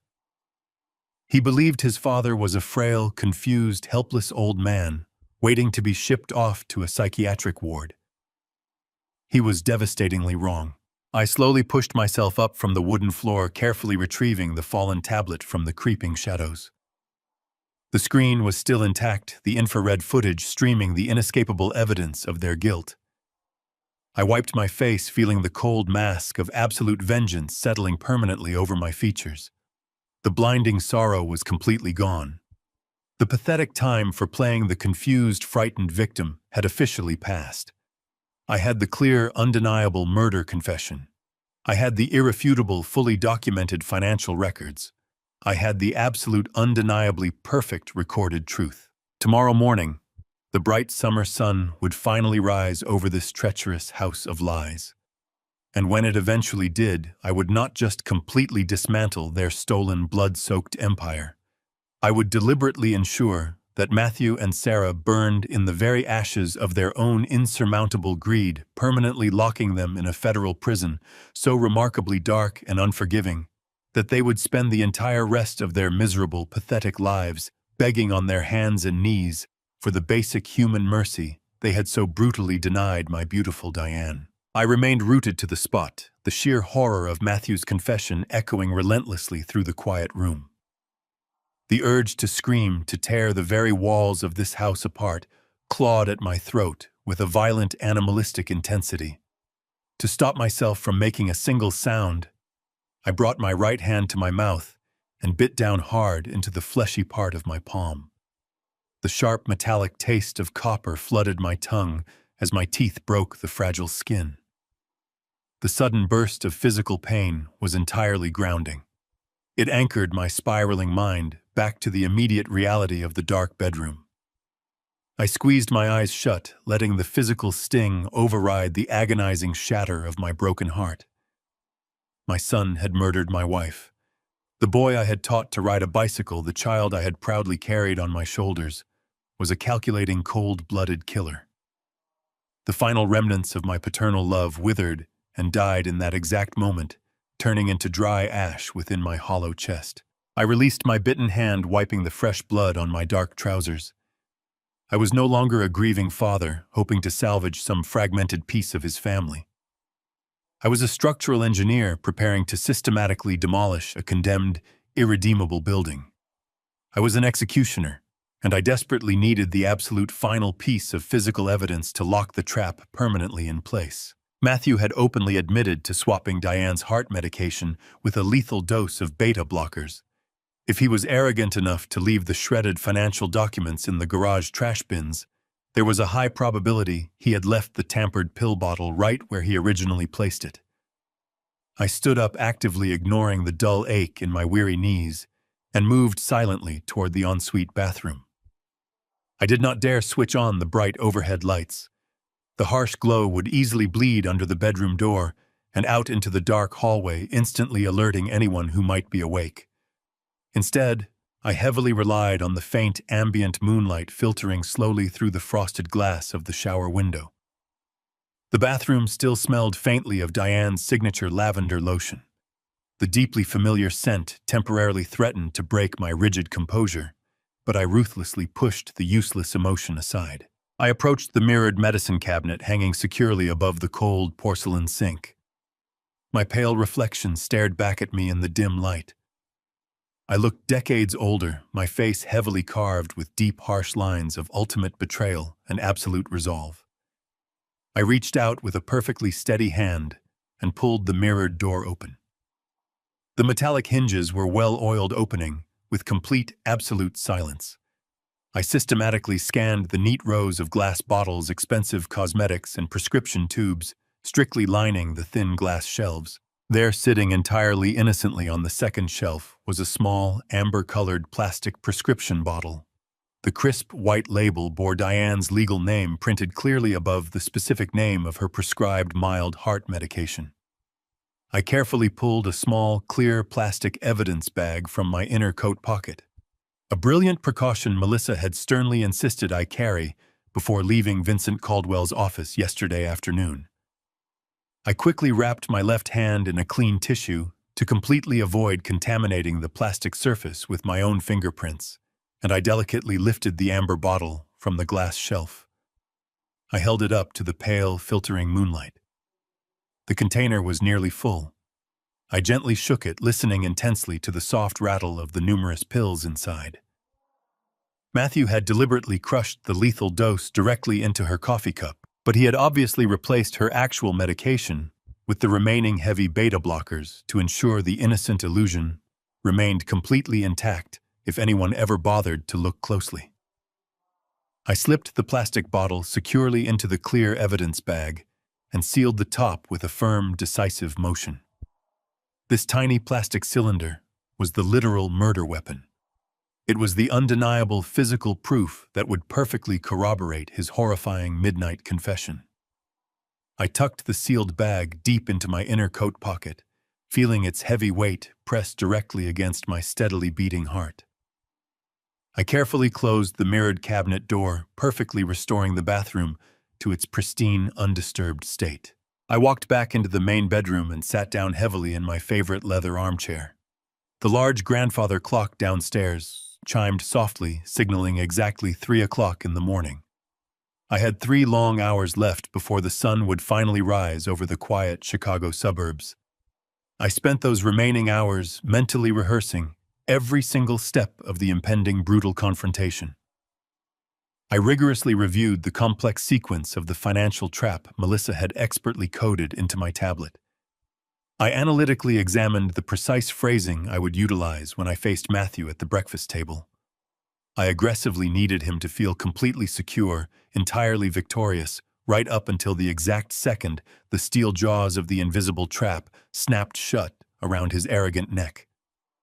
I vividly visualized the sheer panic on his face when he finally realized his supposedly senile father had entirely outsmarted him. I brilliantly pictured Sarah's inevitable, hysterical panic when she ultimately understood her failing boutique was going to be aggressively seized by federal agents before noon. The sheer, unadulterated anticipation of their total financial and personal ruin fueled my physical endurance effortlessly, keeping me wide awake and fiercely alert through the absolute darkest hours of the lonely night.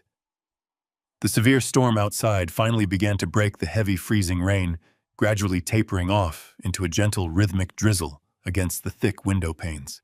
The first faint streaks of morning dawn slowly began to paint the distant horizon in beautiful shades of bruised purple and cold, calculating gray.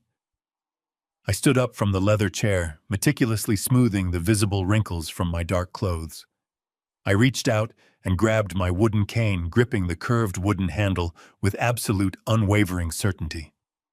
The pathetic time for hiding in the terrified shadows was completely over. I walked over to the wooden bedroom door, placing my hand firmly on the brass doorknob. The grief that had paralyzed me was gone. I was fundamentally ready to end this nightmare.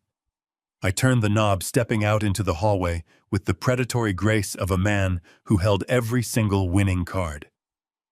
The floorboards did not creak beneath my feet. I moved with the silent, deadly precision of an absolute master architect overseeing a controlled demolition. I headed straight for the stairs, my mind entirely focused on the impending destruction of my treacherous son. The horrific murder of my beloved wife demanded an exceptionally brutal form of absolute justice, and I was deeply committed to delivering it personally. Every step I took toward the kitchen was a monumental step closer to their total annihilation. I would eagerly sign the incredibly fraudulent power of attorney document. I would smile warmly at them, and then I would systematically watch their lives completely burn. I would ensure they suffered for the rest of their miserable days on Earth. The morning light broke through the heavy storm clouds, casting a sharp, sterile glare across the polished hardwood floors of the hallway. I stood at the top of the stairs, gripping the curved handle of my wooden cane. I had showered, dressed in my dark morning suit, and meticulously prepared my features to reflect a broken, terrified old man. The titanium case and the amber prescription bottle were securely locked inside a hidden floor safe beneath my bed. The digital trap was fully operational, silently feeding every byte of data to Melissa. I just needed to secure Matthew's absolute commitment. I let out a loud, rattling cough, deliberately scuffing my shoes against the wooden steps as I began my agonizingly slow descent. The rich, dark scent of freshly brewed coffee drifted up from the kitchen. It was the same brand Diane had always loved.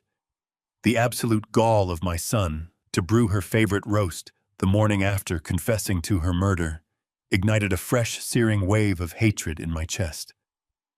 I suppressed it instantly, letting my shoulders slump and my hands tremble as I rounded the corner into the breakfast nook.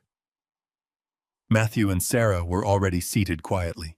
They were dressed impeccably looking, every bit the wealthy, successful couple they desperately pretended to be.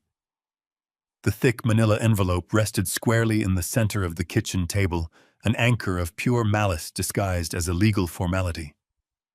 Matthew stood up the moment he saw me, his face stretched into a tight, incredibly forced smile. His eyes, however, were completely devoid of warmth.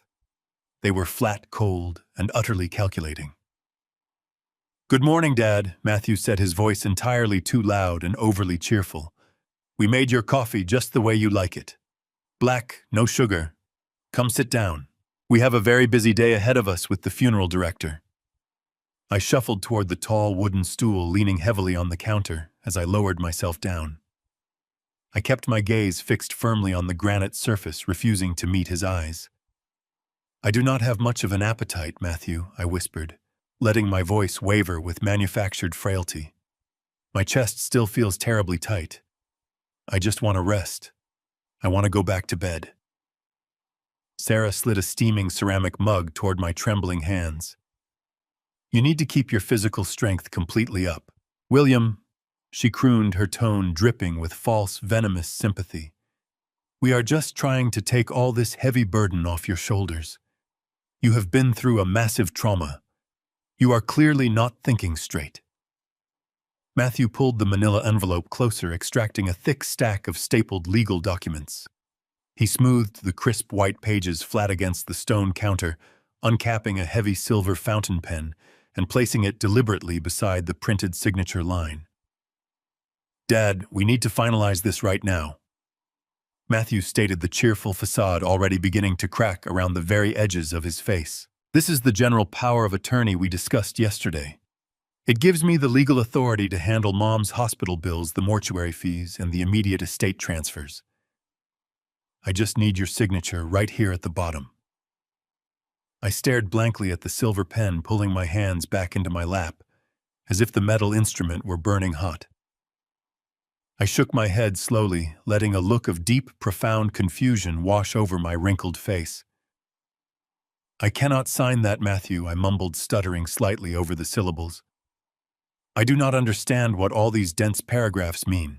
Your mother always said I should never sign financial release forms without having Vincent Caldwell's legal team review them first. I need to call Vincent. I need to ask him. The mere mention of the billionaire's name acted like a spark to a massive powder keg. Matthew slammed his hand flat against the granite countertop, the sharp crack echoing violently through the silent kitchen. The coffee in my ceramic mug violently sloshed over the rim, burning my knuckles. I flinched, shrinking back into my chair, playing the terrified victim to absolute perfection. You are not calling Vincent Caldwell, Matthew snarled, leaning across the island until his face was mere inches from mine.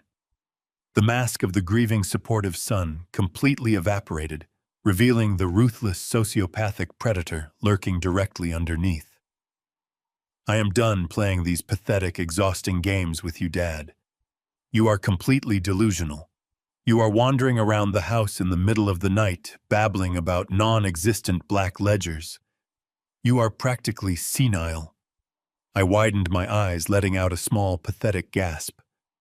Matthew, please, I whimpered, raising a trembling hand to shield my face. You are scaring me. Why are you yelling at me like this? I am yelling because you are a stubborn, useless old fool who refuses to accept reality, Matthew shouted, his face turning a dark, mottled shade of crimson. Mom is dead. She is gone. And you are entirely incapable of managing a multi-million-dollar estate.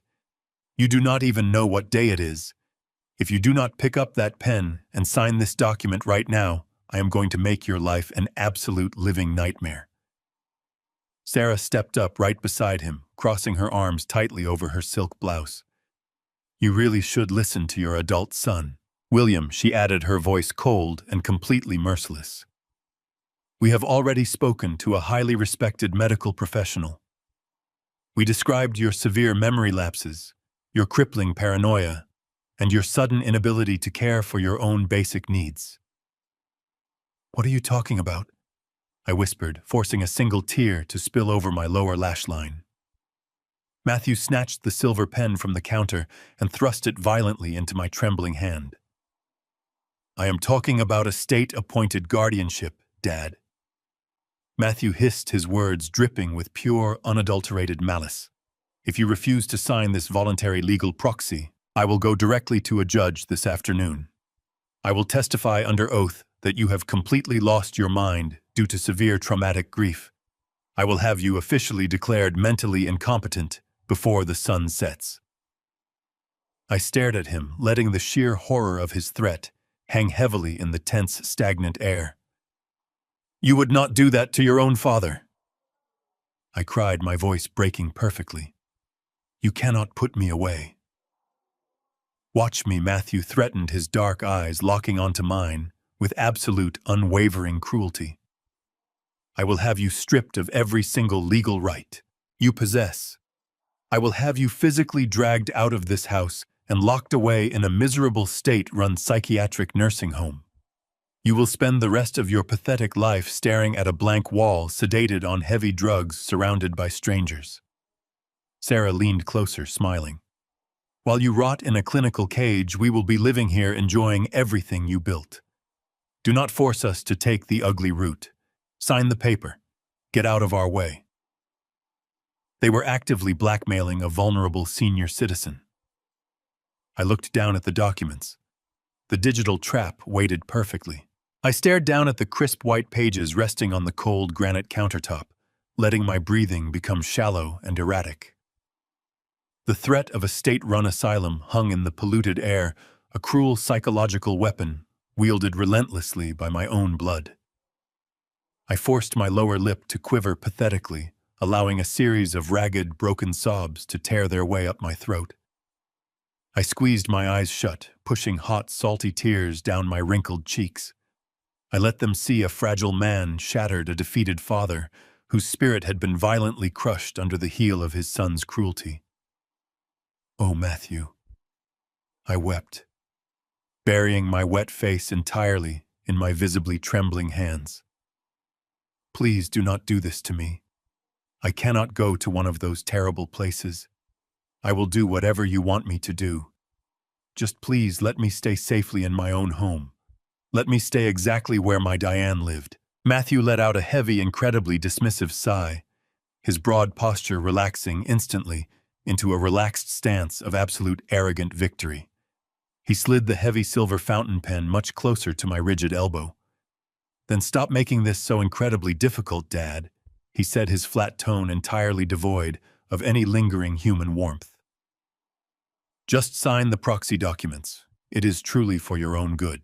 I slowly lowered my shaking hands, wiping my tear-streaked face roughly with the dark cuff of my wool suit jacket. I reached out blindly for his silver pen, but deliberately let my clumsy fingers fumble intentionally, knocking the expensive metal off the smooth counter. It clattered sharply onto the hard tile floor, rolling swiftly away under the massive kitchen island out of my immediate reach. "I am so sorry," I mumbled, patting my left breast pocket with a frantic, completely disjointed, panicked rhythm. "My old hands are just shaking so very badly. I have my own pen. I always carry my own pen with me." I pulled a sleek, entirely unremarkable black ballpoint pen directly from my inner silk pocket. It looked completely ordinary, the exact kind of cheap, disposable office supply one might accidentally pick up at any local commercial bank branch. But it was absolutely not ordinary. Melissa had handed it to me yesterday afternoon with a cold, terrifyingly knowing smile. The specific ink contained inside the thin plastic cartridge was a highly specialized, intensely volatile chemical compound engineered strictly for covert espionage. Once applied physically to paper, the dense black liquid would stubbornly remain perfectly legible for exactly 2 uninterrupted hours. After that precise chronological window, it would completely vaporize, leaving absolutely no residue, no physical indentation, and no trace behind whatsoever. The heavy legal pages would simply revert to perfectly blank, entirely unsigned pieces of worthless paper. I clicked the top of the specialized pen, bringing the sharp ballpoint down to the first signature line on the heavy stapled legal document. My hand shook violently, an Oscar-worthy physical performance of a terrified, incompetent elder permanently surrendering his absolute personal autonomy. I pressed the rolling tip to the thick paper and slowly, meticulously traced out my full legal name, William Thomas Marchand. The dark synthetic ink flowed smoothly, appearing solid and undeniably real to the completely untrained naked eye. I flipped carefully to the next page, executing another perfectly trembling, agonizingly slow signature. Matthew leaned menacingly over my right shoulder, his excited breathing incredibly shallow and exceptionally rapid. I could literally feel the disgusting heat of his unbridled greed radiating fiercely against my bare neck. He was a starving, desperate scavenger, eagerly watching a massive, unearned feast being laid out directly before him. Beside him, Sarah was practically vibrating with pure, unadulterated anticipation. Her wide eyes tracked every single stroke of my moving pen, completely mesmerized by the dark ink that she truly believed was the permanent legal key to her extraordinarily luxurious future. I dragged the agonizing process out, pausing intentionally to wipe fresh fake tears from my eyes, letting my right hand cramp and stall dramatically. I desperately wanted them to truly feel the agonizing suspense, to deeply savor the final fleeting moments of their perceived, absolute dominance. Finally, I reached the very last page. The Master Financial Authorization Clause. The definitive legal mechanism that would officially grant Matthew completely unrestricted immediate access to my entire personal financial portfolio, including the heavily fortified offshore accounts holding the stolen $8 million. I swallowed a loud fake sob, pressing the pen down firmly one last time, and signed my name. I let the black pen slip from my weak fingers, letting my heavy head hang low in utter, irredeemable defeat. "It is done," I whispered weakly, pushing the thick stack of signed papers across the smooth, cold granite surface. "You have absolutely everything now." Matthew did not offer a single word of comfort. He did not pat my shaking shoulder or even pretend to care about my manufactured emotional collapse. He lunged forward violently, his eager hands snatching the documents with terrifying predatory speed. He quickly flipped through the stiff pages, his dark eyes scanning each individual signature line to ensure I had not missed a single required initial. A massive, victorious, triumphant smile split his face, fully revealing a brief glimpse of the absolute monster I had clearly heard on the audio recording the long night before. "Perfect," Matthew declared arrogantly, tapping the heavy pages against the stone counter to perfectly align them. Sarah let out a sharp, breathless, euphoric laugh, reaching out to tightly squeeze his suited arm. "We need to leave right now, Matthew," she urged, her high voice tight with pure electric excitement. "The senior bank manager is expecting us exactly at 9 o'clock to swiftly finalize the immediate corporate estate transfers. We absolutely cannot be late." Matthew nodded, sliding the highly fraudulent power of attorney directly into his expensive leather briefcase. He turned to briefly look at me, his sharp expression suddenly entirely dismissive, actively treating me as if I were a useless piece of broken furniture taking up entirely unnecessary space in his modern kitchen. "Go upstairs and rest, Dad," he ordered coldly. "We will be gone for most of the long day, effectively handling the tedious legal logistics. Do not dare answer the front door and do not make any outgoing phone calls whatsoever. I will gladly handle absolutely everything from here on out." I did not bother to look up. I simply nodded my bowed head in silent, profoundly pathetic compliance. They turned their greedy backs on me without a single second thought. I listened intently to their hurried, chaotic footsteps moving briskly down the long hallway. The heavy front door opened wide and slammed shut aggressively. A moment later, the incredibly massive engine of Sarah's luxury SUV roared violently to life in the concrete driveway, its thick tires screeching slightly as they backed out recklessly and sped away toward downtown Chicago. They were aggressively racing toward the main bank branch, entirely consumed by the blinding, intoxicating promise of unearned millions. The sheer suffocating silence of the entirely empty house settled peacefully around me, like a thick, comforting woolen blanket. I sat perfectly still for 60 uninterrupted seconds, absolutely ensuring they were completely and undeniably gone. Then I slowly raised my heavy head. The pathetic, trembling frailty completely and instantly vanished from my upright posture. I straightened my tired spine aggressively, rolling my stiff shoulders back as the cold, exceptionally lethal clarity flooded my racing veins. I reached up quickly and wiped the final entirely fake tears from my perfectly dry cheeks. I looked directly across the massive kitchen, slowly raising my unyielding gaze to the high top of the wooden cabinetry where the hidden micro-camera rested invisibly in the dark shadows. I knew with absolute certainty that Melissa was actively watching the live video feed from her highly secure sub-basement server at Caldwell Investments.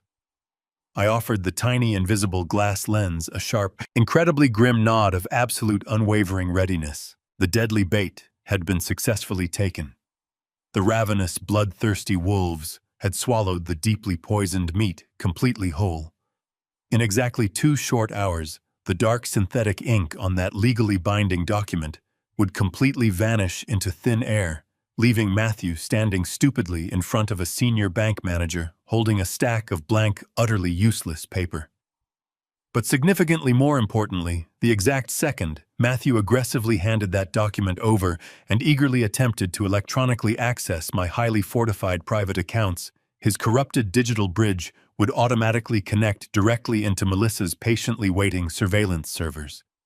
He truly thought he was walking into a bank to claim his stolen fortune. He was actually walking blindly straight into a devastating digital slaughterhouse. I sat perfectly still in the deafening silence of my kitchen, watching the heavy grandfather clock tick past the 2nd hour. The encrypted tablet resting on the granite counter suddenly chimed, breaking the quiet with a sharp metallic trill. I tapped the blinking notification icon. Melissa's sharp, professional voice immediately filled my earpiece. She informed me that Matthew had just arrived at the downtown branch of the International Bank. Furthermore, the brilliant digital trap had worked flawlessly.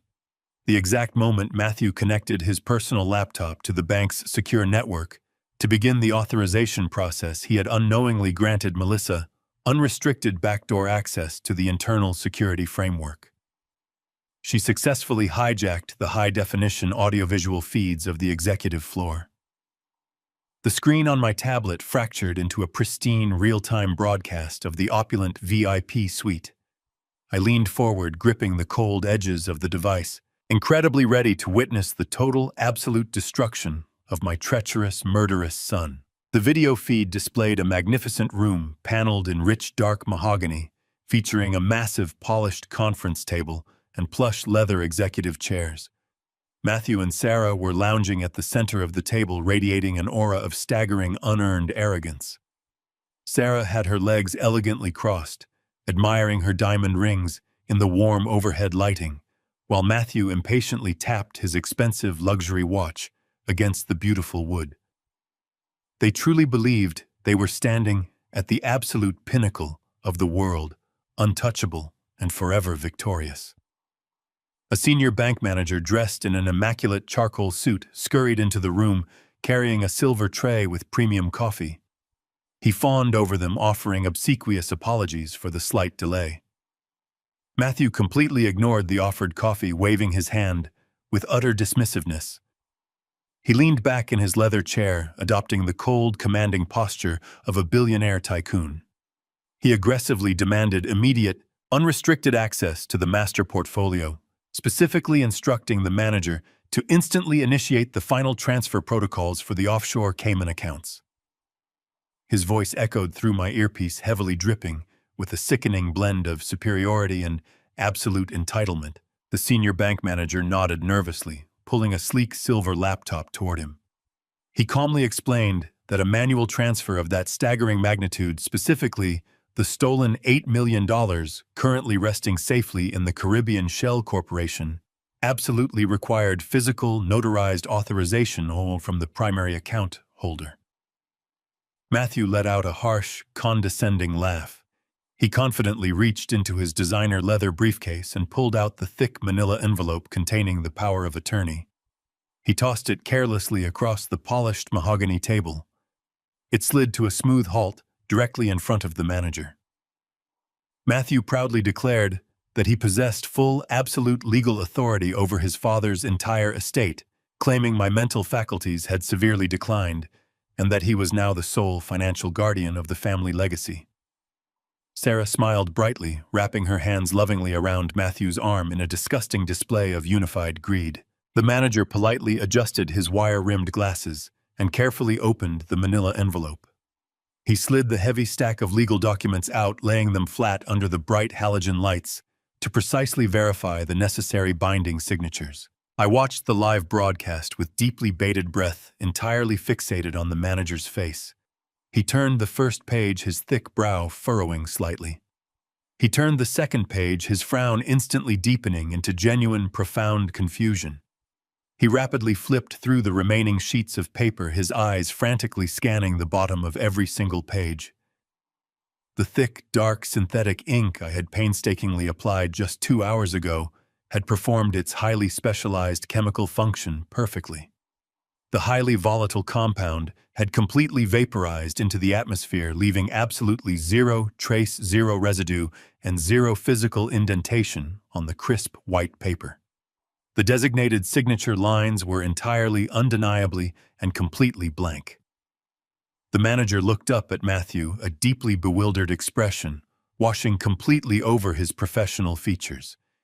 He politely informed Matthew that there must be some sort of egregious mistake, as the highly critical document he had provided was completely unsigned. The supposed legal proxy was practically nothing but a thick stack of utterly worthless, completely empty pages. Matthew scoffed incredibly loudly, an ugly guttural sound of pure, unadulterated irritation. He aggressively lunged across the wide mahogany table and violently snatched the papers directly out of the manager's shaking hands. He viciously snapped that the manager must be completely blind, aggressively jabbing his stiff index finger toward the absolute bottom of the final page. But as Matthew looked deeply down, his arrogant, furious expression instantly and irrevocably shattered. The warm color completely drained from his entire face, instantly leaving him a sickly, terrifying shade of pale gray. His jaw dropped entirely open. He frantically flipped the thick pages over and over again, his sweating hands beginning to shake violently. The undeniable, staggering reality of the blank paper struck him with the devastating, crushing force of a physical blow. Sarah leaned heavily over his broad shoulder, her smooth brow knitting in sudden, sharp, electrifying panic. She shrilly demanded to know what was going horribly wrong, practically screaming while he was staring at empty paper. Matthew entirely ignored her, his heavy breathing turning remarkably ragged and shallow. He frantically grabbed his silver laptop, desperately trying to manually bypass the required physical authorization by aggressively accessing the digital bridge he had secretly built. But as his trembling fingers hit the keyboard, the screen flashed a brilliant, absolutely unforgiving crimson. Melissa had flawlessly executed her brilliant end of the devastating snare. Through my hidden earpiece, I clearly heard the rapid, piercing, synthetic trill of digital alarms echoing wildly from Matthew's completely compromised machine. He stared in absolute, unadulterated horror as a large, bold, black warning banner aggressively locked his glowing screen. Access denied. Federal investigation initiated. Assets completely frozen. Matthew began violently slamming his clenched fists against the smooth keyboard, screaming maniacally at the utterly bewildered bank manager to fix the server immediately. He wildly accused the terrified manager of playing treacherous, illegal games, his once confident voice completely unhinged, cracking pathetically under the immense, crushing weight of his rapidly collapsing reality. Sarah stumbled violently backward, tightly covering her open mouth with heavily trembling hands as the truly horrific realization finally dawned on her completely.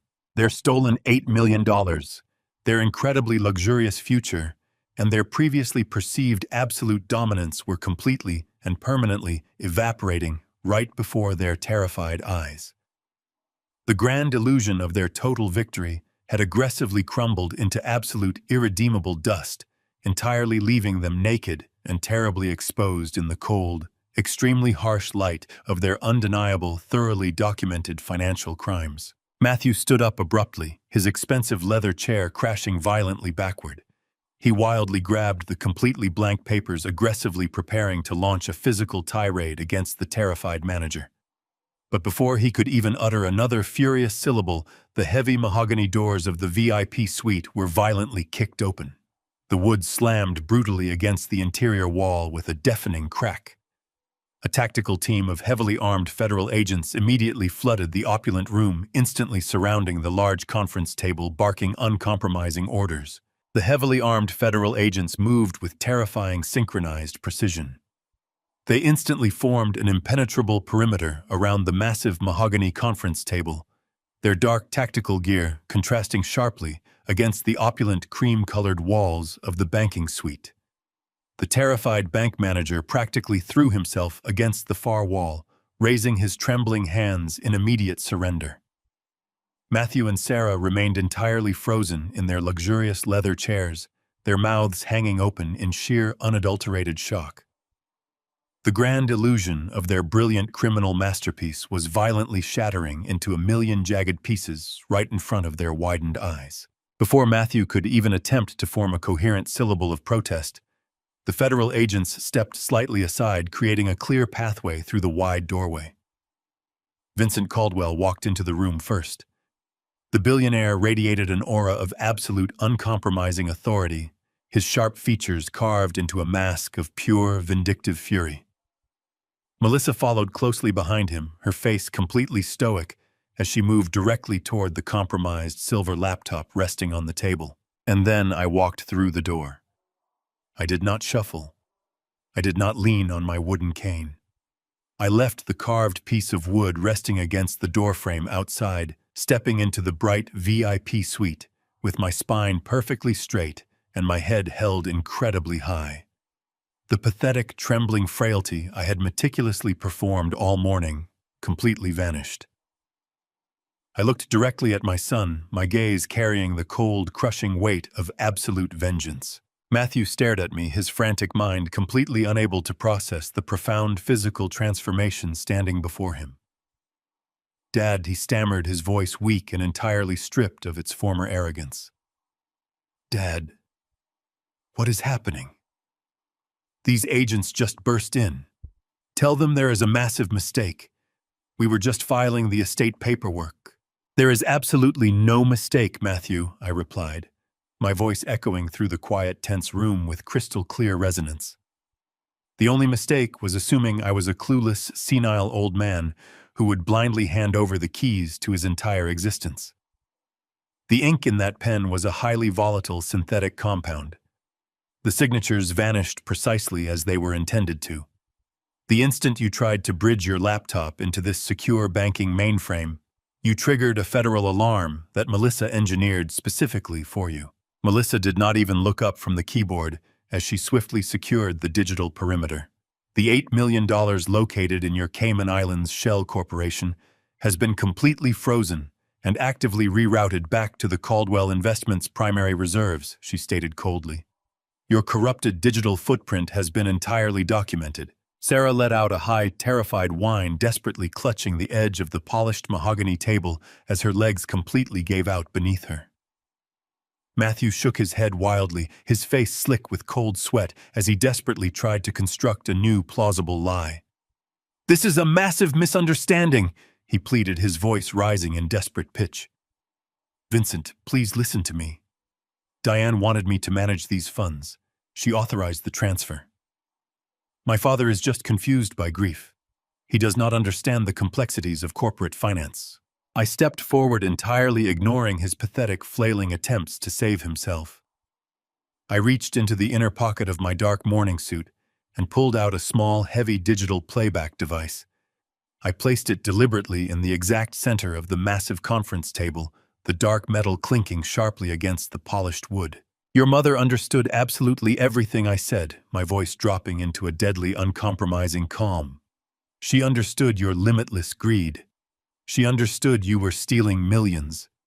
She drafted a massive revision to her will to cut you out entirely and leave the Montana estate to a pediatric hospital. She was going to expose you, Matthew, and we all know exactly how you decided to handle that threat." I pressed the small play button on the device. The pristine, high-definition audio filled the cavernous banking suite with absolutely terrifying clarity. Matthew's own voice echoed off the opulent walls, capturing his midnight conversation with Sarah in the dark kitchen. "I handled it." The recorded voice of my son snapped viciously.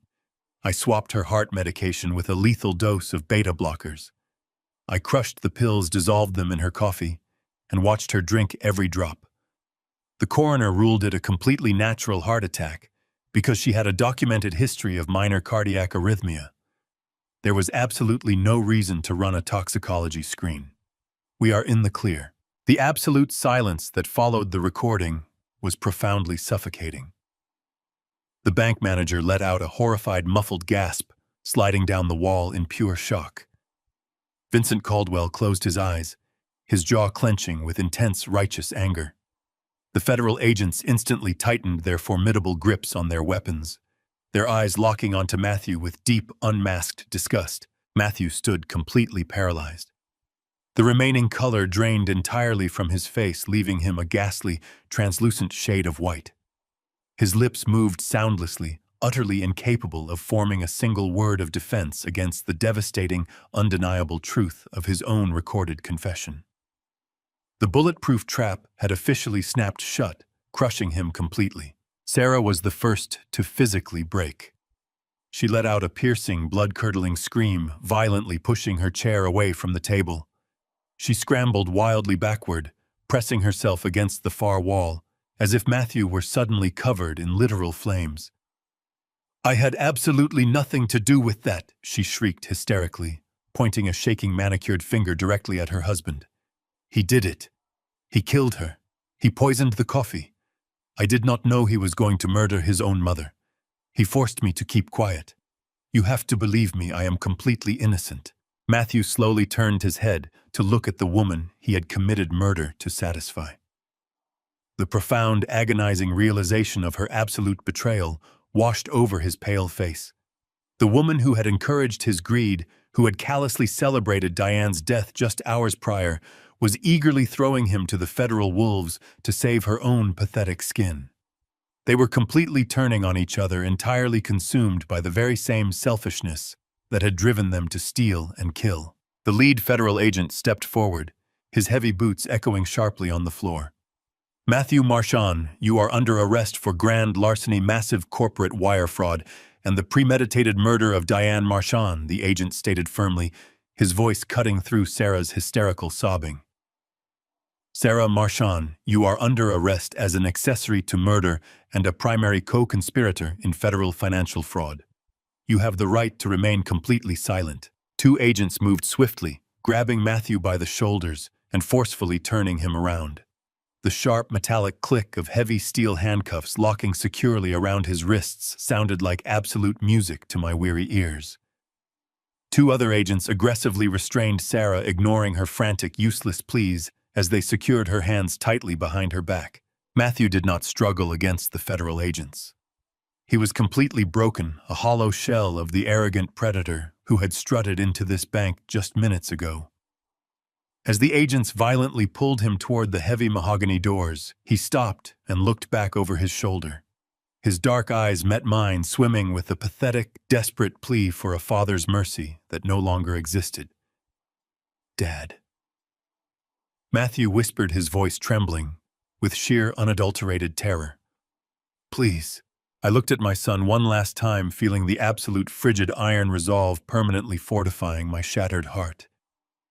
"You are no longer my son," I said, my voice entirely steady and completely merciless. "You are nothing but the monster who murdered my wife, and you will spend the rest of your miserable life burning in the ashes of your own greed." I turned my back to him, facing the large panoramic window overlooking the sprawling Chicago skyline. I listened to his pathetic sobs fading away down the long corridor as the agents aggressively dragged him and his treacherous wife out of the building and completely out of my life forever. Justice had been served cold, and the air finally felt clear enough to breathe. I spent my entire life building a foundation of trust, believing that blood meant loyalty. But true evil does not always break through your front door with a weapon. Sometimes it sits at your dinner table smiling, waiting for you to close your eyes. I lost the woman I loved, to the boy we raised, but I refused to let her memory be buried in lies. Greed is a poison that rots the soul from the inside out. Always trust your instincts, because the most dangerous predators are the ones who convince you that you are entirely safe. If this story opened your eyes, hit the like button and subscribe so you never miss another truth. Have you ever discovered a dark secret hidden by someone you loved and trusted? I am reading all your comments below. Share your story and let us expose the truth together.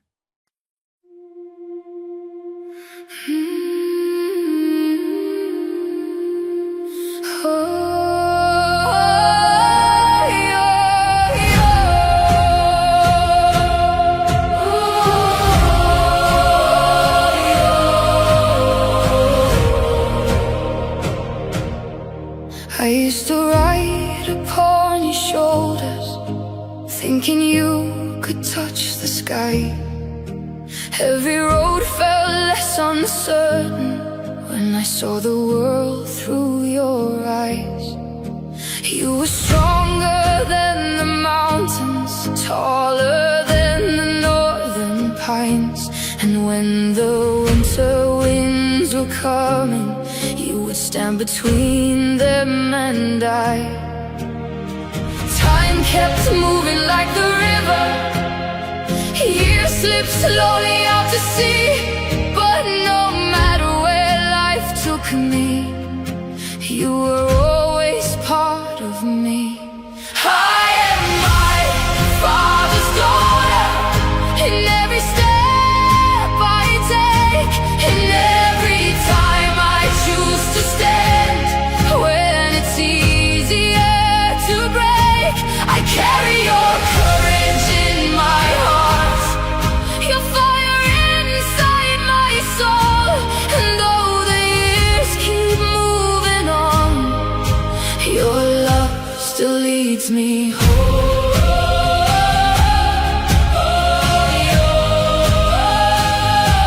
You taught me strength is not in power, but in kindness when it's hard. You taught me how to keep on going when the road grows cold and dark. Every lesson, every story, every laugh around the flame lies within me like an echo, calling softly through my name. And when I face my greatest battles, when I feel I can't go on, I can hear your voice beside me saying, child, you're stronger than you know.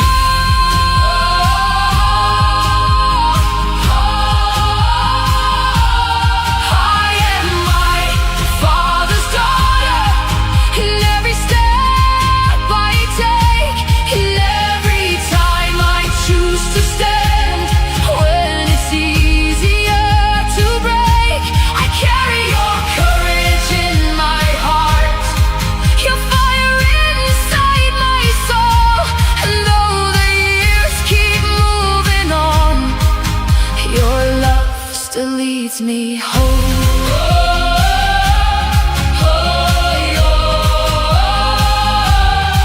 One day the snow will cover footprints, one day the fire will burn low. But the things a father gives his daughter are the things that never go. Not the gold or not the stories, not the battles that he won, but the quiet way he loved her and the woman she becomes. I am my father's daughter, and I always will remain. Through every triumph, every loss, through every joy and every pain, the world may change around me, the stars may fade above, but I will always carry with me my father's endless love.